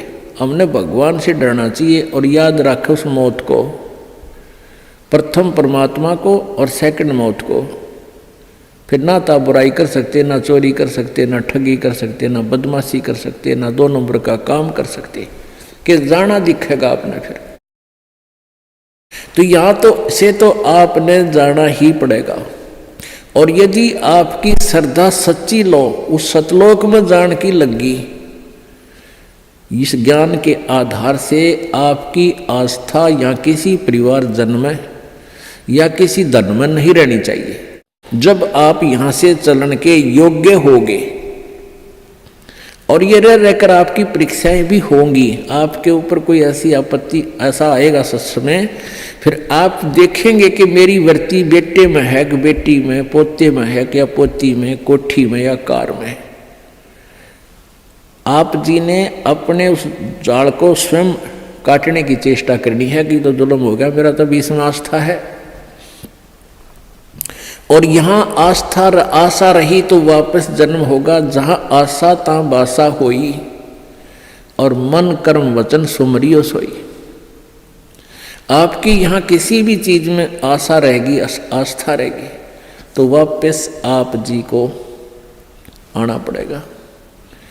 इसी यहीं पर मन माने यहाँ फिर बैल बनकर आ जा। और यहाँ आशा नहीं रही तो फिर हमने आशा कब ना रहेगी, ये ज्ञान आधार बनाओगे, भक्ति घनी करोगे, दान धर्म खूब करोगे, उस भक्ति की शक्ति से भी आपके कुछ बंधन ऑटोमेटिकली कट जाएंगे। इतना दबाव बनेगा उसका, आपके मन में वो आना नहीं देगा और परमात्मा कोई ऐसी व्यवस्था आपकी बना देगा। और जो भक्ति नहीं करते तो फिर हमने यहाँ से तो जाना ही जाना है, भक्ति कर रहे हैं जो, उनके मन में ये आ जाना चाहिए कि फिर जन्म होगा तो फिर यह दुर्गति शुरू। मनुष्य जन्म भी हो गया तो मनुष्य जीवन में क्या सुख पाया अपना। आज हम 60 साल के हो गए, हमें पता है क्या मिला इस जीवन में और क्या हमारा था और क्या पराया था। तो इस ज्ञान के आधार से निर्णय हो जाएगा कि अगर फिर जन्म हो गया फिर वो प्रोसीजर, बेटा ना हुए तो दुखी हो गए तो महा दुखी, क्योंकि फिर उनके पालन में पोषण में कोई बेका देगी मृत्यु हो जाए काल तो फिर रोजाना करे काम तो रो रो का टक्कर मारेंगे, वह दुर्गति न्यारी। तो इन सब बातों को ध्यान रख के तो सच्ची श्रद्धा बना ले कि तो मरना पड़ेगा पर इसी जगह चला फिर मरना ना पड़े, यहां से तो जाना पड़ेगा। तो इसलिए ये तो अपना है ही नहीं, चाहे बेटा है चाहे बेटी है, उनमें मोह है या ना है। तो अपने परिवार में आप जी ने ऐसे रहना पड़ेगा जैसे एक गाड़ी, रेलगाड़ी का कंपार्टमेंट होता है और उसमें आप सफर कर रहे हो, जिसका जहां स्टेशन आ जाएगा ऑटोमेटिकली उतर जाएगा। किसी का 2 घंटे का है, किसी का 10 घंटे का सफर है, किसी का 24 घंटे का है वो। तो ऐसे ही आप जी इसको ऐसा समझ कर रहोगे जैसे रेस्टोरेंट होते हैं, होटल में जाकर डट गए तो वहाँ सारी सुविधाएं होते हुए भी आपको पता है कि मेरी नहीं है, उनका प्रयोग भी करना है। उनमें मेज कुर्सी पलंग टीवी वहाँ पर है, उनका पंखा कूलर एसी फ्रिज उनका प्रयोग भी करना है, लेकिन अंडरस्टूड होता है कि मेरी को ना, ये तो धनी की है। तो ऐसे ही ये सारा रेस्टोरेंट, ये होटल, ये काल का है और हमने किराए पर अपनी पूंजी जमा करा का यहाँ, तो ये कुछ समय का रहने का यहाँ पर मिला हुआ है और ये व्यवस्था बता दी, इस खेती में बना रखा, ये मजदूरी कर, ये ऐसे खा ले, ये यहाँ छोड़ रखा है। लेकिन ये अपनी नहीं, हम यहाँ होटल में कुछ दिनों के लिए सटे करे हुए। यदि ऐसी आस्था आपकी बन जाएगी तो फिर कोई पल्ला नहीं पकड़ेगा आपका, कोई बाधा नहीं बनेगी। अन्यथा जो भक्ति नहीं करते हैं उनकी कैसी वृत्ति होती है। अब जैसे कोई पिछले जन्म में भी कोई भक्त भक्ति करता था और वो पार ना होया, आप जी हो, परमात्मा चाहते हैं कि तुम सभी पार हो जाओ, बहुत अच्छी बात है, क्योंकि पार होने के लिए तो ये सारा खेल हो रहा है आपको पार करने के लिए। अब विद्यालय में बच्चे फेल भी होते हैं और पास भी अधिकतर ही होते हैं और कुछ एक फेल भी हो जाते हैं, तो वो फेल हुए हुए गणे दुखी होया करें। तो ऐसे ही एक व्यक्ति किसी जन्म में कोई प्राणी, कोई आत्मा परमात्मा से विमुख हो गया, भक्ति ना करी, छोड़ गया, तो उनको फिर लेता है भगवान शरण में। एक किसान के घर जन्म हो गया उस पुण्यात्मा का। अब कहते हैं जो जन मेरी शरण में एक बार आ गया, परमात्मा कहते हैं हमारी शरण में एक बार कोई प्राणी आ गया तो फिर उसको जब तक वो पार नहीं हो लेगा उसके पीछा हम छोड़ना को नहीं। जो जन हमारी शरण है ताका हूं मैं दास, और गेल गेल ला गया फिर जब लग धरती आकाश। तो उसी विधान से परमात्मा उस किसान के पास गए और किसान से कहा कि भाई, किसान पहले बैठे, राम रमी हुई, क्योंकि पिछले संस्कारी जो भक्त होते हैं वो कहीं भी जन्म ले लो उनमें वो भाव श्रद्धा बनी रहती है। आओ महाराज जी बैठो जी, बड़ी आसन दे दिया, आप नीचे बैठ गया भगत की तरह। तो महाराज जी तो फिर महाराज जी होते हैं, अपने भक्ति का ज्ञान सुनाते हैं, परमात्मा की चर्चा शुरू कर दी। तो वो किसान कहने लगा, कहाँ जी भक्ति तो मैं करता हूँ, क्या भक्ति तो मंदिर में जाता हूँ, शिव जी की पूजा करता हूँ। फिर सारी बात बताई, भाई यह भक्ति ठीक नहीं, भक्ति की विधि ये है जो आपके शास्त्रों में लिखी हुई है, कैसी करो। अच्छा जी ठीक सत है, भक्ति भी कराएंगे। भाई फिर उपदेश ले ले। अगना जी इब्बा नहीं, ये तो बच्चे छोटे छोटे हैं, ये थोड़े से ठीक हो जाए, अपना काम संभालन जोगे, फिर महाराज जी तेरे आप पक्का चेला बन जाऊंगा। लाख समझाने पर भी नहीं माना, यही कहता रहा। परमात्मा चले गए। कुछ दिनों के बाद फिर गए, देखा क्या किसान के 2 लड़के थे, उन लड़कों के भी बच्चे हो रहे, उन खिलाने लग रहा खूब प्यार से, सीने से लटा रखे पोते। परमात्मा फिर गए, किसान भाई भगत जी, देवता तेरे बच्चे भी समझदार हो गए हैं और खेत का काम संभाल लिया, तू आजा भक्ति कर ले, नाम ले ले। ने बोला महाराज जी देख छोटे छोटे पोते हैं, बच्चे खेत में जहाँ हैं काम कर रहे हैं, और मैं इनको बाद में संभाल रहा हूँ, अब मुझे फुर्सत नहीं है। थोड़े ही बच्चे पोते बड़े हो जाए थोड़े से, फिर मैं भक्ति करूँगा। बहुत कहने पर भी नहीं बोला ना बाबा जी दुखी ना करे मैंने, क्यों पोते घने प्यारे लग गया करे। यह काल का एक भयंकर जाल आगे और बढ़ा देता है उसके ऊपर। अब बेटे तो उल्टे बोल रहे, कोई धमका दे कोई खुड़का दे, और वो पोते बोल रहा करे प्यारे प्यारे, तो वो घने प्रिय लगते हैं। न बोले बाबा जी तू तो सब ऐसा ही, तेरे तो कोई लाग नहीं, कोई संतान नहीं, तेने क्या पता संसार के उसका है, कह दिया भक्ति कर ले, भक्ति नहीं होया करे, पोते बड़े हो लेंगे फिर बात करूँगा तेरे से, फिर जरूर नाम ले लूँगा, पक्की बात हो रही। नो टाल टूल दिया। अब 4 साल के बाद फिर आए परमात्मा संत जी रूप में।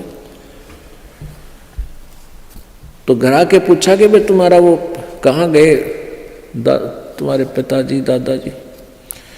वो पता चला कि वो तो मर गए, 4 साल हो गए, मृत्यु होगी।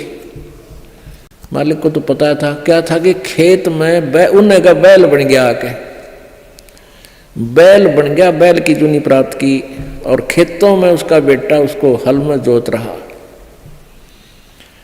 अब परमेश्वर वहां पहुंचे, वो लड़का भी जाने था, महात्मा कई बार करते, रोक दिया, कहा महाराज जी कैसे आना हुआ कि भाई डट जा तेरे बाबू, तो 2 बात बतलाऊंगा। उस बैल के कान में निकट सी जाकर कहने लगा, रे भगत अब तो आजा मेरी शरण में, तेरा शरीर छुटवा दूं बैल का, और नाम दे, तेरे को मनुष्य जीवन दे दूंगा, और तू चाल देख ये दुखी हो रहा, तेरा लठ लग गया, तेरा बेटा लठ मारे हैं, और तेरी के दुर्गति हो रही, तो क्या कहे है वो बैल।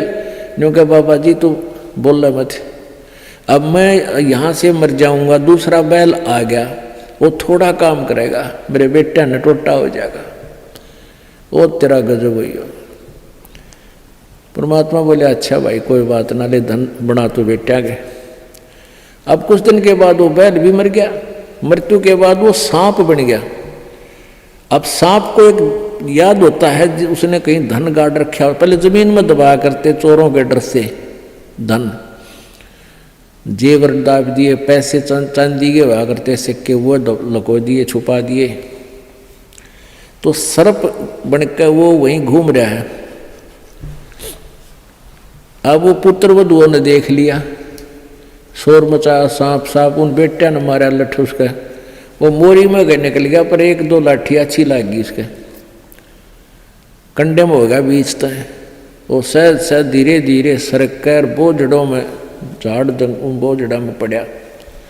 जब परमात्मा गए, कहाँ सुना भगत जी अब आओगा मेरी शरण में। न्यू बोला जी जान बचा दो मेरी, और अपनी शरण में ले लो। मैंने देख लिया कोई नहीं किसी का। परमात्मा बोले सांकड़ी तोड़वा का आया तू मेरी शरण में, आया था पर ये हड्डी तोड़वा के, पसड़ी तोड़वा के, जब आई तरह समझ में कोई नहीं किसी का। और हम रोज रोन लाग रहे, कोई किसी का, कोई ना अपनी भक्ति करो। कहते हैं एक लेवा एक देवा दूतम, कोई किसी का पिता नहीं पुतम, ऋण संबंध जुड़ा एक ठाठा, अंश में सब 12 बाटा। तो परमात्मा इतने दयालु हैं, फिर उसको शरण में लिया, दोबारा मानव जन्म दिया। आगे देखो वो सूत में होगा कि ना, फिर वह बीमारी शुरू कर ले मन माने। तो ऐसे दयालु है परमात्मा, पुण्यात्माओं। ये मनुष्य जीवन बार बार नहीं मिलता, और ये ज्ञान नहीं मिलता। आपके ना जाने कौन से जन्म के पुण्य, बिना गिनती के असंख्य पुण्य आपके साथ हैं, और विशेष कृपा परमेश्वर कबीर जी के आपके ऊपर है, जो आप यहाँ पहुँच रहे हैं और ये ज्ञान आप तक पहुँच रहा है उन पुण्यात्माओं के न्यारे कर्म है इस दुनिया में। और परमात्मा कहते हैं समझा है तो सर दर पाओ बहुर नहीं रे ऐसा दाव। बोल सतगुरुदेव।